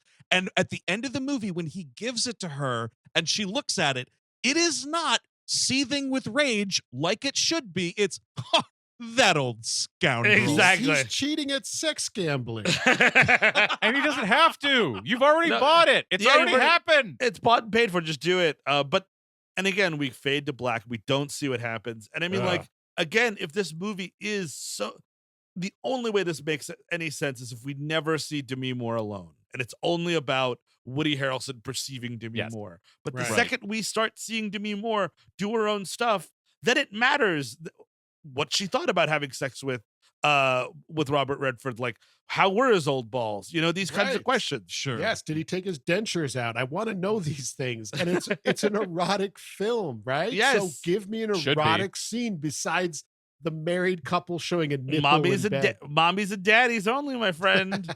I love on this boat, by the way, the in-boat entertainment. Herbie Hancock? Dude, legendary musician Herbie Hancock playing this piano, and he gives this look to Demi Moore that's like, yeah, you're the fucking third one this month who's tried this shit with you. I'm just playing the same songs, lady. Don't worry about it. I mean, I'm next. He's fucking me after this. She walks in. He's like, "Oh, good, my helicopter's here. See you later, lady." He's fucking standing at the bow of this boat, dude, staring out at a lighthouse like he's Jay Gatsby all over again in the shot. Yeah, they said you were ready. I want to show you. So this is the dumbest fucking thing. I want to show you something. And all the lights go off on the boat. First of all, real serial killer shit. You see that green light at the other end of the pier? Yeah, exactly. Across the bay, dude. But like he's like, I want to show you something. And he looks up and I can only glean he's talking about the stars in the sky. Cause she says like, oh, are you going to turn those off too? And he's like, we're working on it. But like, dude, your filmmaking is so terrible. You can't even have the shot looking up at the stars to confirm through film language that's what's going on. Yes. Fuck, this is shoddy filmmaking. And then let me turn off all the lights. Do you have any idea how you could leave? You can you? Just letting you know. Now look down. Yes, that's right. My dick glows in the dark. It's, I've been working on it for many years now. It can only do green now. I'm working on a blue. Yeah, it's like a glow stick. You got to crack it down the middle to make it work. And lady, you cracked it the minute I saw you. Yeah, I'm much like that Jay Gatsby fella, but I got Shackleford here to make sure no lonely mechanics shoot me in the back when I go swimming. That's what Shackleford's here for. It's just to make sure when I go swimming, no lonely mechanics take any shots at me. Pretty much. You add a scene to a little more tension. Like have she's with Gage at some point, and then like another angry husband tries to attack. Yeah. And Shackleford has to like take a guy down. Yeah, Shackleford's been with me for several years now. His sweetheart Daisy was run down in the street by a speeding car. And by that I mean I had sex with her. I paid her $1 million. I had sex with her, and she left him. And now she is living in sunny Santa Monica. I mean, he's just got these lines here, dude. This John Gage. If you were mine, I wouldn't share you with anyone. He's kind of being like, he's naked the husband, dude. It's such a smart move. Mm-hmm. I bought, what the fuck does he say too? What's the other one? I bought you because you said you couldn't be bought. Mm-hmm. And she's just like, we're just going to fuck as I understand it. Yeah. Like that's a really like kind of stilted line. And then this is the heads or tails, heads we fuck, and oops, both sides are heads, but we'll be laughing about that later, audience. Don't worry. And then you have to, because I feel like at some point somebody was like, wait a second, he's not making movies yet, but this could turn into some Eli Roth torture porn shit. Like, is this guy raping her? Like, what is he doing to her? And that's why they insert this line, nothing's gonna happen you don't choose. Yes. So that's just like got your bases covered there with this shit. That's what John Kramer says in Saw. Yeah, you don't know what's going on there. This is all fair point. This was your own choice. Now you have to get in this metal box. Yeah, you get hit in the head with nails, or you fuck me. Make your decision. It's your choice. Fuck or die. So then the movie ends, and we get Pretty much Demi Moore's end of Blade Runner narration here. If I told myself I was over it, she fucks right when we were supposed to see her fuck Redford. We just it waits 5 minutes, and then she fucks Harrelson again when she comes back. This weird lipstick smear sex. Yeah. Well, because that was the lipstick for him. Dude. That was for John Gage. Let me wipe off last night's lipstick before we get down and dirty. Lipstick. It's like I'm a billionaire. Now hit the road and let's go buy our second house. But what happened? What you second lawyer? You say what? Yeah, so like the whole thing is they never responded to phone calls or letters, and now they can't get the property back, and it's just you have $1 million. You have a fucking $1 million. Who gives a go shit? someplace else? Exactly. Yes, exactly. You didn't get that far in the construction here. It's all very skeletal phase still. You got $1 million buckaroos in 1993, man. Go figure it out down the beach somewhere. Man, that sinister twist later. Wow, he needs to be shot in the heart. John Gage bought the fucking property out from under them, seemingly while fucking her. Oh yeah, that's the other thing is I don't believe that during their discussion when we see them discussing whether or not to do it, how do you not be like, you don't give him any personal information? Do not share yourself with him. Yes. Yeah. You make if you can make up a fake job, make up as much fake shit as you can. But none of that happens because that would be interesting. So rather than do that, we just do this like let's argue. Let's Woody Harrelson and Demi Moore argue and be pissy with each other for 25 minutes, and then eventually we'll get Robert Redford back here to make everything nice for everybody. Let's have a scene where they garden and argue. Let's have a scene in the house where they argue. Yeah, Jesus Christ. They could argue on a train. Yes, they can, Sam. I am. Like they just argue about. And I mean, I get it. Like that's kind of the point of the movie is like this. It's destroyed the trust in the relationship. Isn't that so important and interesting? There's a better, quicker way to get to this because it just the movie becomes so lugubrious and so slow and just everyone's so sad. It's like I get it, man. Like okay, I mean it's amazing. Like we have this like not for this movie, but for a better movie that this movie's trying to be. Right? We've got this like weird tilting into a Dutch angle when he finds the matchbook that says Griffin on it. You know, and it's so annoying because he's like. So found this matchbook and she's like, I thought we weren't going to talk about this. It's like, I thought we weren't going to have a movie anymore. Also, but we also learn that Woody Harrelson's character can't read because he's like, what's this Griffone thing going on? And she's like, it's Griffin. And he's like, oh yeah, but what's this matchbook anyway? Where to 2 Fs? There's supposed to be 2 Fs on the Griffin. Honey, I struck one of these little sticks and fire came out. What is this? Where did you get this? Wow, Mr. Peterson, I never heard of a matchbook before. It's so, I mean, like, why can't he read Griffin? I mean, he goes, I mean, the big rupture of trust is he starts going through her purse. Yeah, which I love. The dog is on the bed next to him. Like, don't do it, man. The dog's looking like this is a bad. We've all been there, pal. Just leave that person alone. Just think about your second house, buddy. Come on, I want the second house for you. I got somewhere to run around, baby. Yeah, it looks like I'm gonna have a ball in this huge new house. Don't fuck this up, buddy. Please, $1 million sounds like I can get a lot. I don't know. I like it. $1 million. Have you seen him? Have you seen him? We're just getting like more and more paranoid. And again. If you want to take this into a paranoid thriller territory, go for it, baby. I will help you light that rocket. Absolutely. Yes. Like, I am all there for the Woodman getting fucking freaked out and he starts make it Fatal Attraction with like both of the dudes are fucking it up. Like Redford drives the wedge in between the marriage and then Woody Harrelson does the crazy crime shit and starts stalking this billionaire. But it should literally be Jacob's Ladder, but instead of Vietnam, it's another man fucking his wife. Right. Like that. It should be something like that. It should be so insane. Use the money to hire a hitman to kill John Gage. Well, this is the thing too. And I mean, like, you've got this $1 million. You know, you get shut out about the house property thing. And it's like, what I'm to understand at the end of the movie is they don't spend a nickel. Bull fucking shit. The first week, It's like, you know what? Let's get over this. We're going to Tahiti, baby. You know what I mean? Or we're going out for nice dinners. Who wants a nice dress? Who wants nice shoes? Maybe we're putting it all on red. Exactly. And also pay your goddamn father back so he's not fucking so he's not putting his wife up for $1 million. You know what I mean? Like, he's in trouble. Yes, I also fucked your mother. Yes, I $1 million for your mother as well. Oh, nice. Remember, we already have given up 5% to Oliver Platt. Yes. Yeah. All So right? we're down 50 grand. Exactly correct. Yep.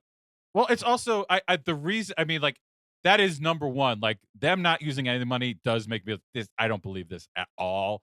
But it was this era, wasn't it? Like, when the destruction of an American family was worse than war. Like, if this shatters, we are truly lost. I'm like, who cares? She's gonna find somebody else and be happy. You're both hot as fuck. You know what I mean? Like, it's cool. Who cares? Oh my God. But so she goes to her old office and asks a former coworker, like, hey, I need you to use our realty computer database here and find out who bought the property out from under us. And like, for 2 seconds, this non-character is concerned she's going to lose her job, but that doesn't matter.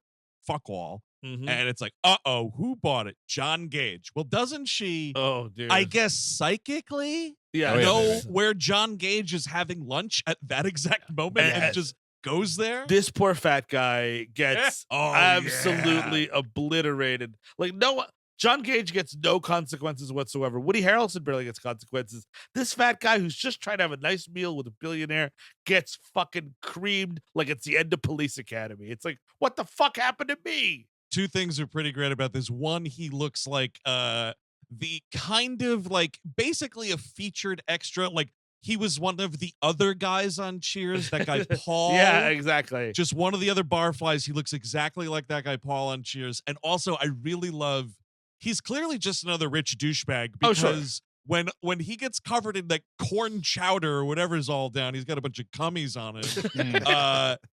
You can see all of the service staff like eating it up. Like, look at that asshole Paul got covered in hot soup. Isn't that Diana? great? We were eating cum. How dare you interrupt our luncheon? Special cum from Thailand. This is what rich people do. We eat cum for lunch all day long. I think he's the other guy who's doing the layoffs in Office Space. Oh, maybe. Yeah, I think that's him. Yeah, that's Paul from yes, Cheers. Yeah, I know you're right. That's right. Yeah, that's Paul from Cheers. You're right. Yeah, I don't know rando rich guy number 4. No, whatever. But so she pulls him out and screaming, in her Demi Moore husky voice, like, you fucked us over. I can't believe this. About the house. Well, it was a good property. It was a good deal. And she's like, well, how much is it going to cost? It was like $2 million. It's like, yeah, if you fucked me for $2 million, you'd say 4. It's like, well, probably. Wow. Wait a second though. Hmm? Am I wrong here? What? And Chris Cabin is right? Or are they both? This other guy is also in Office Space. Oh, interesting. This is an actor, Joe Bays, and the guy who gets the stuff all over him. That is the other guy. Yeah, with the mustache. I also thought Paul from Cheers was in Office Space. He is. So both of these dudes are in Office Space. I believe so. Let me. I'll pull it up right now. That would be an incredible coincidence. They nailed. He is in Office Space. He's one of that's awesome. They're both in Paul Office Space. from Office Space is one of the Bobs. This guy happens to be someone else. Wow. Okay, that's so funny. How about that? They nailed the look of a older office worker.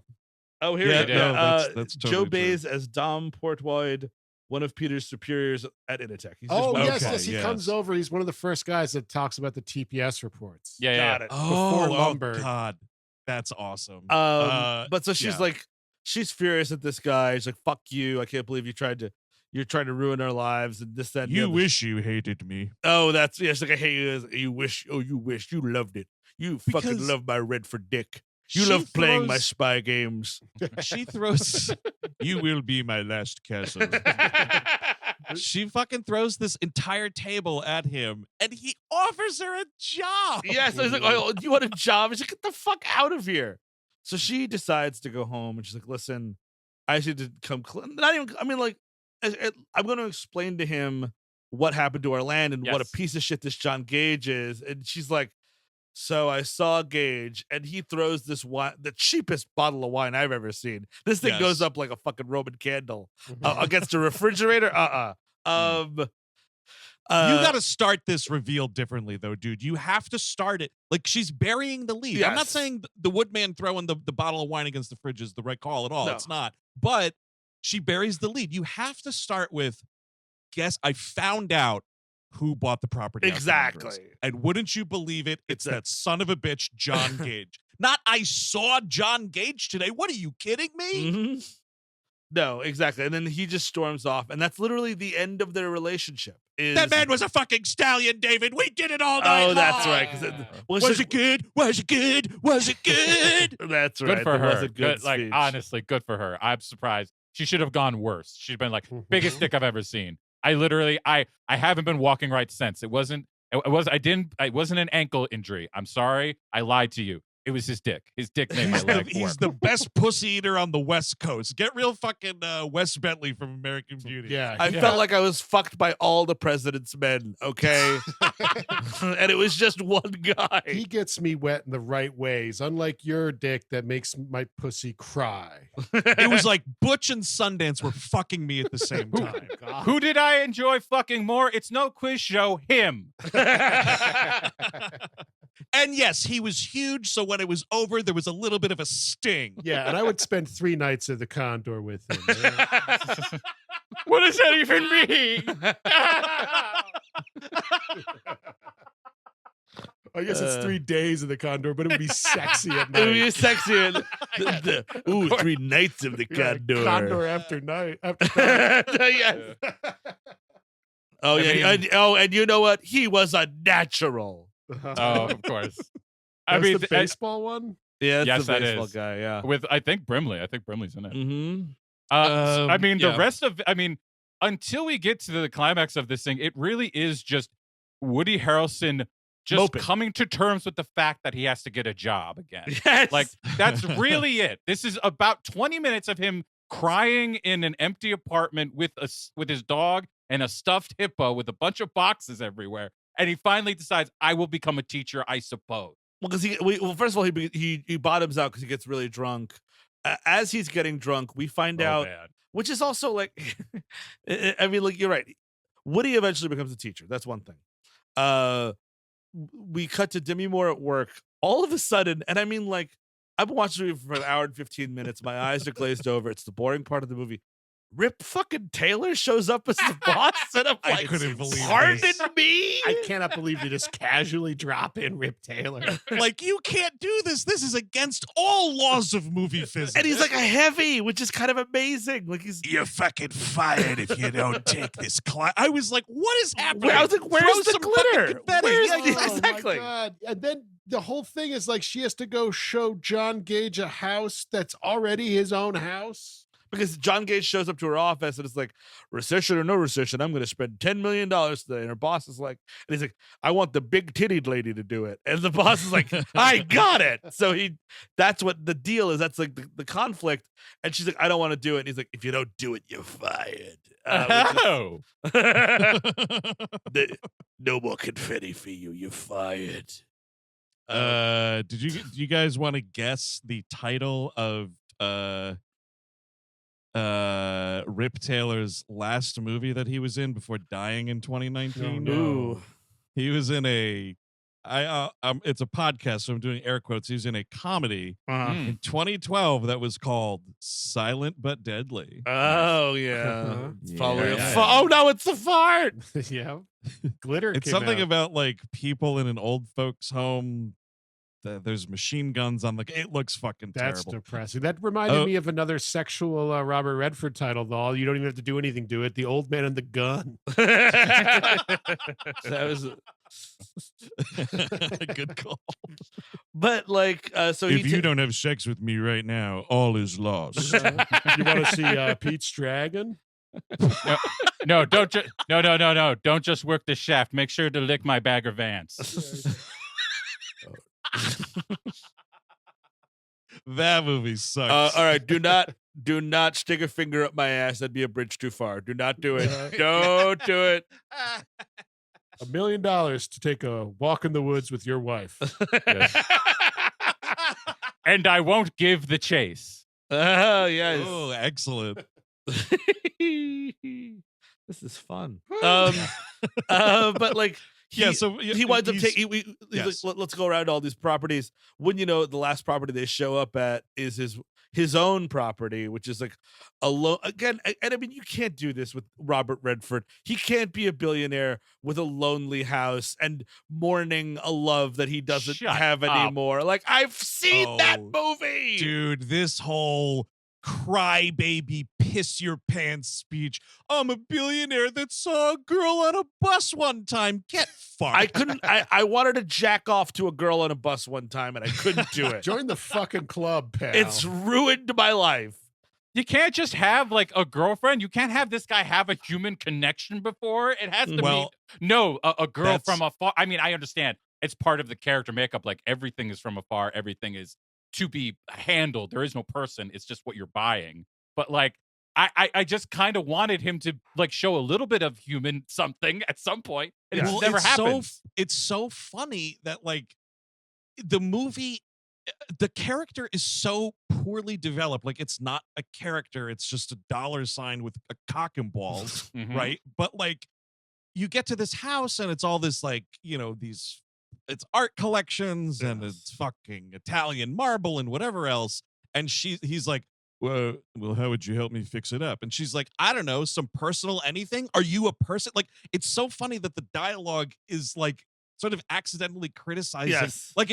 Yes, it's supposed to be this, it's just the money and whatever. But like, I'm sorry, that doesn't make a movie character. And you have to be like, my wife died 30 years ago in a car accident. Or fucking anything at all. Have a picture of him. Oh, this year, this is my grandson. Like, photographs like this. It's just a nothing, nobody, non-character. I hate it. Yeah. And this is the scene where you're supposed to believe like she's into him now. Yes. And like, after, like, they do a little like two-step as they're leaving, and then like you watch Woody Harrelson embarrass himself severely by getting drunk and trying to interrupt their date night later. Well, also, I'm sorry, but the quick thing is, but before that happens, there's also, because somehow whatever script doctor wrote on the end of this movie or wrote all the versions of the end of this movie, they forgot that they made Woody Harrelson a teacher, and then they accidentally made her a teacher too. Yes. Like, it doesn't make any sense.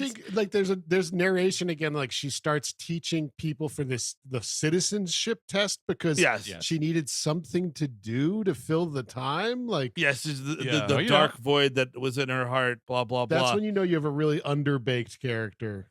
Yes. Over halfway through the movie, you're like, and then she needed something to do. So, I don't know, she got like a job? I mean, but that which would be one thing if it doesn't happen 7 minutes later with Woody Harrelson. It's so insane, but that's why they're meant to be together. Oh, they're teachers. But so like she's teaching, kissing, and then Robert Redford's like, citizenship test sounds like bullshit. I'm gonna scamp around in it. Hi everyone, dude. Hello Miguel. This fucking asshole. Can I buy your wife as well? 400 pesos. I fucking hate this because this class goes gaga for this guy. For what? They think it's so romantic that he's being a fucking prick and interrupting their class and possibly wrecking their chances at citizenship. I'll say it. You're right. But it's a famous guy showed up, I think is the vibe. They think he's a president at first. Yeah, he will be. What if 2020? Well, hope bite my tongue. I meant 2016. Not dude, 2020 something. But if it's John Gage, then we have fucking Secretary of the Interior Shackleford, and I'm in. Oh man, yes, true. No, that's some House of Cards shit. If you got a dude like Shackleford in the White House.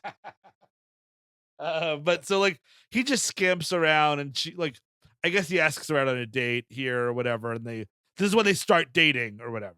I also don't buy that he loves her though. Like he's in the citizenship class and he's like, I'm crazy about her. And I was like, why? Because she's hot. Yes, that's exactly. all you know about this woman. Yeah. Don't give me this. You're crazy about her. Fuck off. Mm-hmm. Well, I mean, he's putting on a show. I mean, that's what the whole point is. Like the way he comes in and then comes in the back way. Like he's being an entertainer. Like that's Comes his in the whole thing. back. Yes. Even that way, I'm sure that was discussed. Yeah, I mean, So- I just like when you get to the point, like, there's no point in me like getting angry at him at any point, just because I'm like, this isn't a character. Again, this is just like something that comes in every once in a while and fucks things up for Woody Harrelson and Demi Moore, and like including when he Woody Harrelson gets shit faced and tries to give her a proposal like outside of the fucking. What is this place? A It's hotel? like they go to a nice restaurant. Okay. And he does a big swing to punch him, and he misses. And Shackleford. Dude, there's a couple of things here that are terrible because this is after we've seen. There's a little montage of him ripping up photos of her, and this is some of these memories. This is the hippo, and these the 8mm memory for some reason. Yeah. And he goes and he's like, "Oh yeah, well I think." You say your logo's a griffin. I think it should be a cuckoo because you move into another bird's nest and ruin their babies. Dude, I mean, this is just, it sounded better yesterday. You know what I mean? It's just like, and land the you know what cuckoos do? They shit themselves. This is the jerk store all over again. Exactly. And this is when you've lost, dude. When you take a swing at a fucking 68-year-old man and miss and fall into a puddle while it's raining. And then he helps you up. He is the one. Yep. He tells Demi Moore to go inside, get the table, order us some bread, and he is going to help this guy. He's going to be the big man and help him back into his car to get him back home. My God, I'm so in heaven. glad that this happens because you get what, now that I'm seeing it here in my notes, it is the best part of this movie. Seymour Cassel, fireman carrying Woody Harrelson on his back. Oh my God. Yes. And then what Woody Harrelson like wakes up and the dog's licking him. And we get a weird shot here of the dog licking the lens. POV, baby. Right. A little POV stuff. Well, I kind of want, like, you know, Seymour Cassel to just like put a pillow over his face, like, it's for the best. Look, you fell on your face whiffing, punching an old man. It's lights out for you, buddy. That cuckoo story didn't make any guts. Tell your handlers back at the IDF it's over. See, honestly, it would be fucking great if Shackleford did kill him, and then Demi's like trying to get away from this guy, and you can't because he's a billionaire. And it's like, oh no, he died because he drank so much. I was like, no, I don't know about that. Yeah, it should take that sharp, dark turn like Fatal Attraction does with the boiling of the, you know. I mean, this is when the Israeli-Arab conflict would have gone through the roof, I guess, in the book. Like, there just needs to be something here, and there's literally nothing. We get a Billy Connolly. Well, no, first he goes, Woody Harrelson puts his life back together. He does decide to start teaching again. By the way, when he's living in this like little rental bungalow or whatever. Oh, it's a shitbox garage. It reminded me of Oppenheimer when Chevalier goes into exile. Yes. Yeah. Yeah, he does kind of have a little shitty bungalow. You're totally right. But his teaching scene, I mean, like, yes, it's like architecture, this and that, but it is like, what test is, like, is this like the opening? You know what I mean? Like, is any of this intro to architecture? Yeah, exactly. Like, it's just like, what is a brick, ladies and gentlemen? It's like when Michael Scott teaches the paper class. Like, you know what I mean? Like, it's all showboat and no substance whatsoever. Yeah, it has to be. I mean, this has to be like the first week. Exactly. Yeah. This isn't a week 6 conversation. I want to see your syllabus. It's a good opener, right? It's a good opener, but then you can't keep. He probably does this every day. He's just saying the brick speech every day. Welcome to Architecture is Awesome. I'm your teacher. Oh, there's my buddy Oliver Platt. Hi, everybody. Oh, that's my buddy over there. He saw me teach. We're gonna take a field trip to go look at car washes. Everybody on the bus, we're going to that beautiful Sonic made out of a church. And you know what is a brick want to be? It wants to be a building, doesn't it? And then it truly will be a planet of bricks. And this brick wants to be named David. And this brick wants to be named Diana. But then Diana fucked this other brick for a lot of money. Right, and then it turns into Chris Farley banging the toy cars together. then Oliver Platt shuts down. He's like, "Yeah, sorry, buddy. She's divorcing you." Yes. Dude, yeah, after your first big lecture at school, you're served with divorce papers. Ooh, ouch. Nice. That's good. I That's do very like good. during his like class prep the night before, he's got like a bath towel pinned to a wall, and that is his slideshow screen, and he's going over stuff. And like in his architecture carousel, oops, there's a picture of Demi Moore. I so desperately wanted him to be like Eiffel Tower, Chrysler Building, Yes. Golden Gate Bridge. Oh, here's a picture of me fucking my wife in the slideshow. Oh, great. He's just crying in front of all these architecture students. And But- so then we're at an auction, an animal Oh my God. auction. Oh my God. And Oh here my comes, God. and I mean, if you thought Rip Taylor just was Billy Connolly, as Billy Connolly, Yes. like Yes. doing Billy Connolly material, like it's Billy fucking Connolly. Was this around the time Billy Connolly had that incredibly short-lived sitcom also called Billy? Yeah, possibly. That I watched a ton of. Also, for clarification, it's not like we're auctioning off animals at some rich people black market thing. It's a fundraiser for a zoo where they're auctioning off and you quote adopt it. And, Yes. and it's a fundraiser like for this zoo, I Right, think is the yes. idea. And this is a little bit of foreshadowing because she really Demi Moore really likes the hippo. She's just she's crazy for the hippo, and of course the hippo is Woody Harrelson. Woody Harrelson is the hippo in this case. And wow, Billy was the television season right before this came out in 93. This was 1992, 13 episodes of Billy. Lucky And- number. And he goes, it's basically like, how much Billy Connolly's having a lot of fun with the hippo, doing a little dance there, and it's $5,000. Thank you so much. Ooh, $15,000. Ooh, getting a little, and then Woody Harrelson, $1 million. You know what, dude?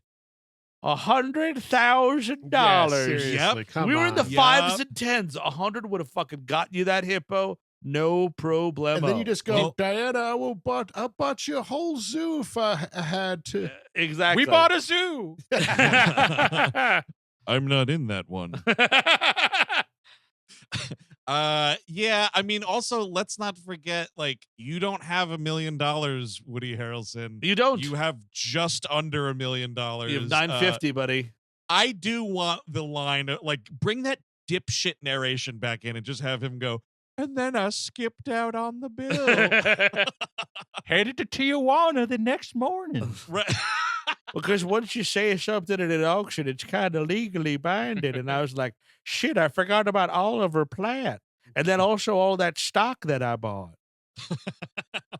I mean, the cold August rain starts coming down, and Woody Harrelson dramatically signs his divorce papers in the middle of a rainstorm. After dropping this line, dude, where he goes, I thought he was the better man.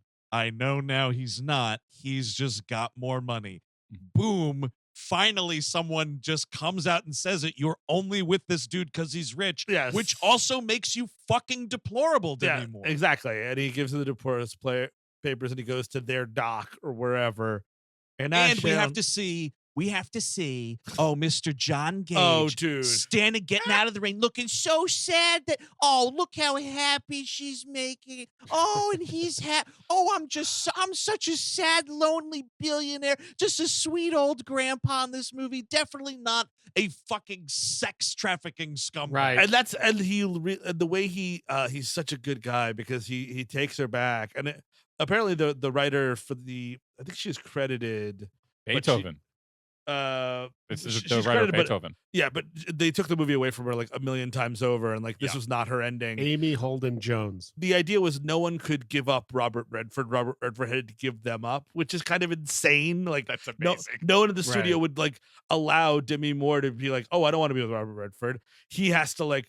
He has to like cede his. That's what he does in this scene. He cedes his hand because it's like, oh, we're driving away, and he's like, do you remember? Hey, Seymour Cassel, you think she's the most popular member of the $1 Million Club? And then Seymour Cassel's like, oh, my good old friend Shackleford, he's an assassin and also took a lot of improv classes, actually. Really good at it.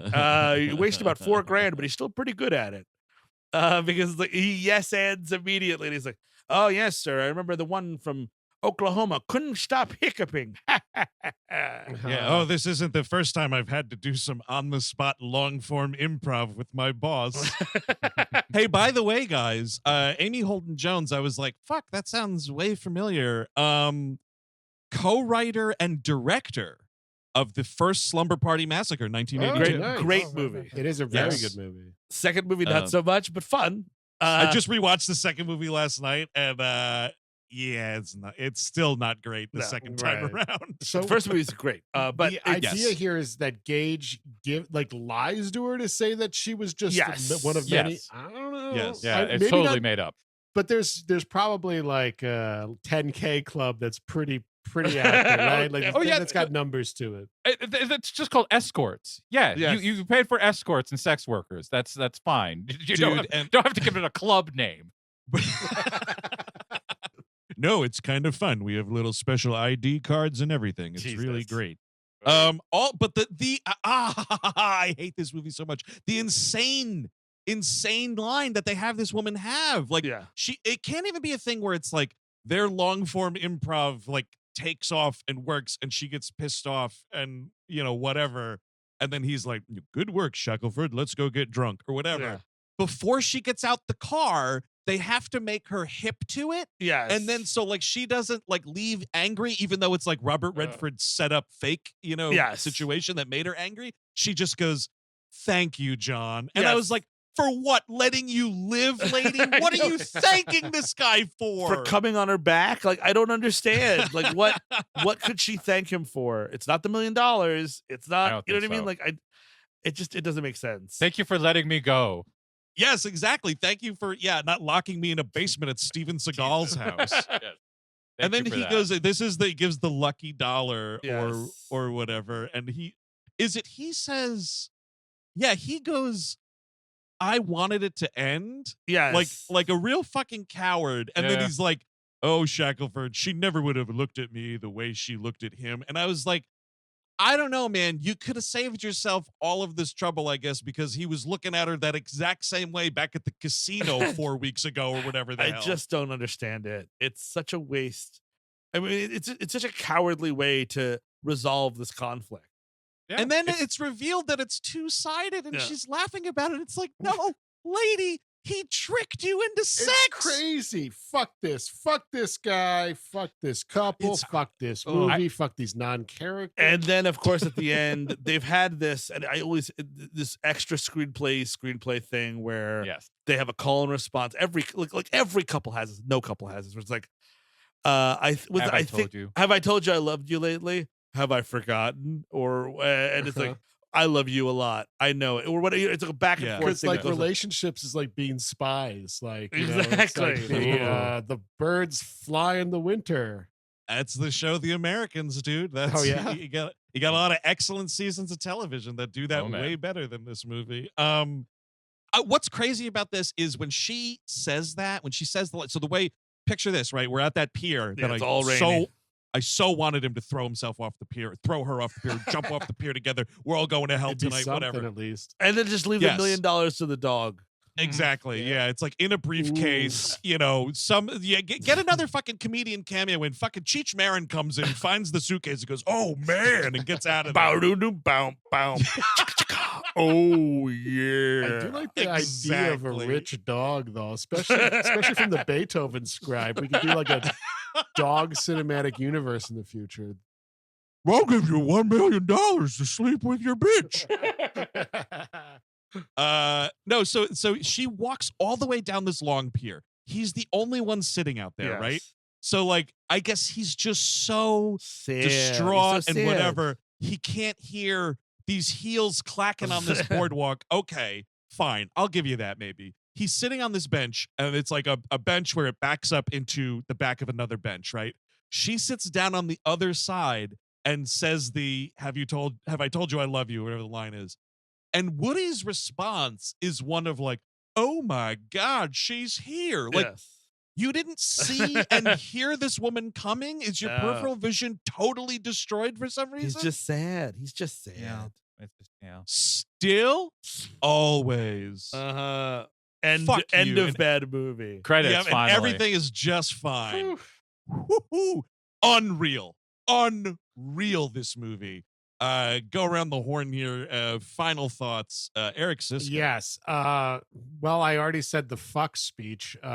But yeah, no, it's not really a recommend for me. I mean, it's bad. It's bad, but Shackleford keeps pulling me back. And I would just like a whole series of Shackleford mysteries. Yeah, Shackleford Mysteries also sounds like a 1979 to 1981 detective show that was canceled. Yeah. And I gotta tell you though, Rip Taylor as this heavy, he kind of looks like Seymour Cassel if he was like the villain in the Shackleford Mysteries. Yeah, and like it's Seymour Cassel beating the shit out of Rip Taylor, and vice versa. I'd watch the fuck out of that movie. That sounds incredible. Yeah, so Shackleford versus Mr. Langford. So to keep it quick, not really for me, but Shackleford, my God. Steve Sadak. Yeah, it's a not recommend. It's kind of weird. It was such a zeitgeisty movie, that whole, because it was all the trailers, all the the question of, would you give up your wife for $1 million? Blah blah blah blah. Right. But then the movie doesn't do anything with it, and this movie made $260 million. Oh yeah, baby. Oh yeah. It's just incredible. It would have made more with the original. Did you see that, like Tom Cruise and Nicole Kidman and Warren Beatty? That would have been probably better. Something else. I just, for sure. But the thing is, like, it also, like, as an erotic it's not even erotic, whatever, like a couple sexy scenes up top. We don't even have the sex scene that we're paying for, and there's no sex after like the first 41 minutes. So like it's a very dull movie. So it's a no. No sex in the architecture studio, dude. That's how the song went, right? Yes, sir. Chris Cabin. Oh, big no. Fuck this movie. This is horrible. I will say, I both Eric and Steve have highlighted the issues with it. It is really boring. It is I think it's probably Lynn's worst movie, all things told. It's either that or the Lolita remake. We'll see. That's a bad movie. Although, you know what? You know what that movie has on this movie, Chris? I know. Frank Langella's wagging penis. Yes. Yeah, it's pretty cool. There are little things that I do think put the Lolita remake above this. Yeah, hey, it's a medium size. I gotta double check it. Let's Google Frank Langella penis. It's gorgeous. But I will say, don't watch this movie. But if you are looking for a great gambling movie in Vegas, I just recently watched Looking to Get Out. It's Hal Ashby's weird John Voight, Burt Young movie. Oh, well, I've never even heard of this. It's the original release was considered not very good, but the director's cut, which was released by Ashby, is very readily available now. Is incredible, unbelievable. One of my favorite Voight performances. And Margaret's in it as well. She's incredible. Just an amazing movie. And see that instead of this, about the same running time. Hey guys, I'm sending you the photo of Frank Langella's penis. Oh, there you go. Yeah, it's all right. It's okay. Not too shabby. I mean, Iron's staring on in the background there. It's a cold set too. Who knows what's happening in the heat of the moment? That's right. Yep, exactly. We get to triple that size. But yeah, he's playing the Peter Sellers character in the remake, and I believe this is he's been shot here. There's a scene previously where he's like running down a hallway, and it's the penis is doing a little propeller motion, which isn't too bad. Yeah, I know I've been a little animated on the show today. I really just despised this. It's been a while since a movie has really hit me like this, and I think part of it was because I was like, this soaked itself into the zeitgeist. Yes. This made over $266 million globally. This, are you kidding? Like, it's the question. No. It was the question. I'm telling you, like, I don't want to interrupt you, but literally all you had to do was ask the question, would you sleep with Robert Redford for $1 million? Exactly, because that is a talking thing. That's everyone's talking about it then. And also Demi Moore becoming a huge star at this point. So Oh yeah. No, I mean, I to a degree I get it, but like, it's incredible that the word of mouth didn't sink it or something. Yeah, you know what I mean? Like, you're not making $266 million in the first weekend. You know what I mean? So like, people had to see it and then be like, holy fuck, it's great. And I don't get that. Adrian Lyne movies that are better than this include Jacob's Ladder and the film Unfaithful, which Really does good. sexy craziness way fucking better. And I honestly, 9.5 weeks might be better than this. It's been a minute, but it's definitely wow. better than this for sure. Okay, I mean, because fellas, I truly despised this movie. But that, sometimes makes for a good conversation here on We Hate Movies, the comedy show, of course. So big thanks to, who was this from Colorado? I believe it was called Jarrett. Jarrett, yes, Jarrett. that's right. Thank you for finally making me cross this one off the list, Jarrett. And I know I will never be revisiting it, but that's going to do it for this episode of We Hate Movies. If you want more quality programming, of course, you got to check out patreon.com/We Hate Movies, where this month as well, we are turning over most of that programming to our fine subscribers, including a We Love Movies episode that is already out now on the kick-ass movie, The Fugitive. Oh, baby, that's a good one. And you can get it advertisement-free as well. This episode's there, advertisement-free. That is available to you now at that $8 level, which also unlocks the Nexus, our Star Trek program, which also is programmed by you listeners this month, as well as the Gleep Glossary. We're doing Chavage Opress. And actually, starting next week, we're launching a brand new offering on the $10 level, which is we're going to be recapping different stuff from time to time under the banner of Too Old for This Shit, for things that we're obviously too old for. We're starting out with X-Men 97, ladies and gentlemen. Right. The brand Hell new yes. Disney Plus thing that I'm really excited to see what it's all about, how it's all going to go. We'll be talking deep X-Men nerd shit there on a whatever basis. I think it's weekly, probably. We'll figure it out. We'll see how it is they're releasing the episodes. We will recap every episode that they release in one way or another. There you go. That's correct. Yeah, I'm very excited for that. At the time of this recording, it hasn't even aired yet, but we're super, super excited for Too Old for This Shit. Something that is not listener program, because we need to keep these story arcs right in the crazy timeline that they're in. Melrose 210. Also on the $10 level. Yes. That's right. Our Beverly Hills 90210 / Melrose Place recap show, where each month we are going through an episode of that wild block of Fox primetime soap opera programming from the 90s. Ooh, it is just the sweet spot, is it There is not? so many offerings on that Patreon. The $10 level is also once in a lifetime, not a new, every other month we do a lifetime movie. There is so much to do. And also, don't forget, folks, come see us live on the road on April 25th. We're going to be in Atlanta, Georgia at the City Winery talking Gamer. May 14th, we'll be in Houston, Texas at the Houston Improv talking RoboCop 2. Fuck yeah, I'm pumped for that shit. And dude. then May 15th in Austin, Texas, Cap City Comedy, talking From Dusk Till Dawn. Please come out to those shows, and I'd like to see you. It would have been awesome if at the end of this movie, someone turned Robert Redford's character's body into a guitar and played it. Yes. Much like in From Dusk Till Like Dawn. Herbie Hancock turns him into rips him apart, makes a human piano out of him or something. Yes, and also this month, if it's not out already, the Rebel Moonmentary, we're going through the Zack Snyder film there through commentary form, of course. You can either watch along with us or just listen to it. That was a lot of fun. You can hear Steve fall asleep several times throughout. Just once. I don't know, dude. You'll have to listen for yourself and see. So that's going on as well. That was a lot of fun. But the cool thing is, both here at the $8 level and up and on the free feed with commercials, We Hate Movies Listener Request Month rolls on next Tuesday. There's a brand spanking new episode. And what film, Steve Sadak, are we talking about next week? We are looking at Rollerball 2002, the Chris Klein joint. I can't imagine it's very good. I just can't, knowing that Chris Klein is the lead, I can't imagine it's very good. It really isn't. Who's the other? There's another fellow. LL Cool J as well. And I'm sure Rebecca other Romaine. Yes. Oh, and also the second most recent directorial effort from both in movie jail and at one point literal jail, John McTiernan. So that was a crazy thing I learned about Rollerball. Yeah. I cannot wait to talk about that next week here on We Hate Movies. It's like 30 minutes of a fucking night vision scene in that movie. You don't want to miss out on What that. is that, Sicario? So until next week with Rollerball 2002, I've been Andrew Jupin. Steven Sadak. Eric Siska. This cabin. Take it easy.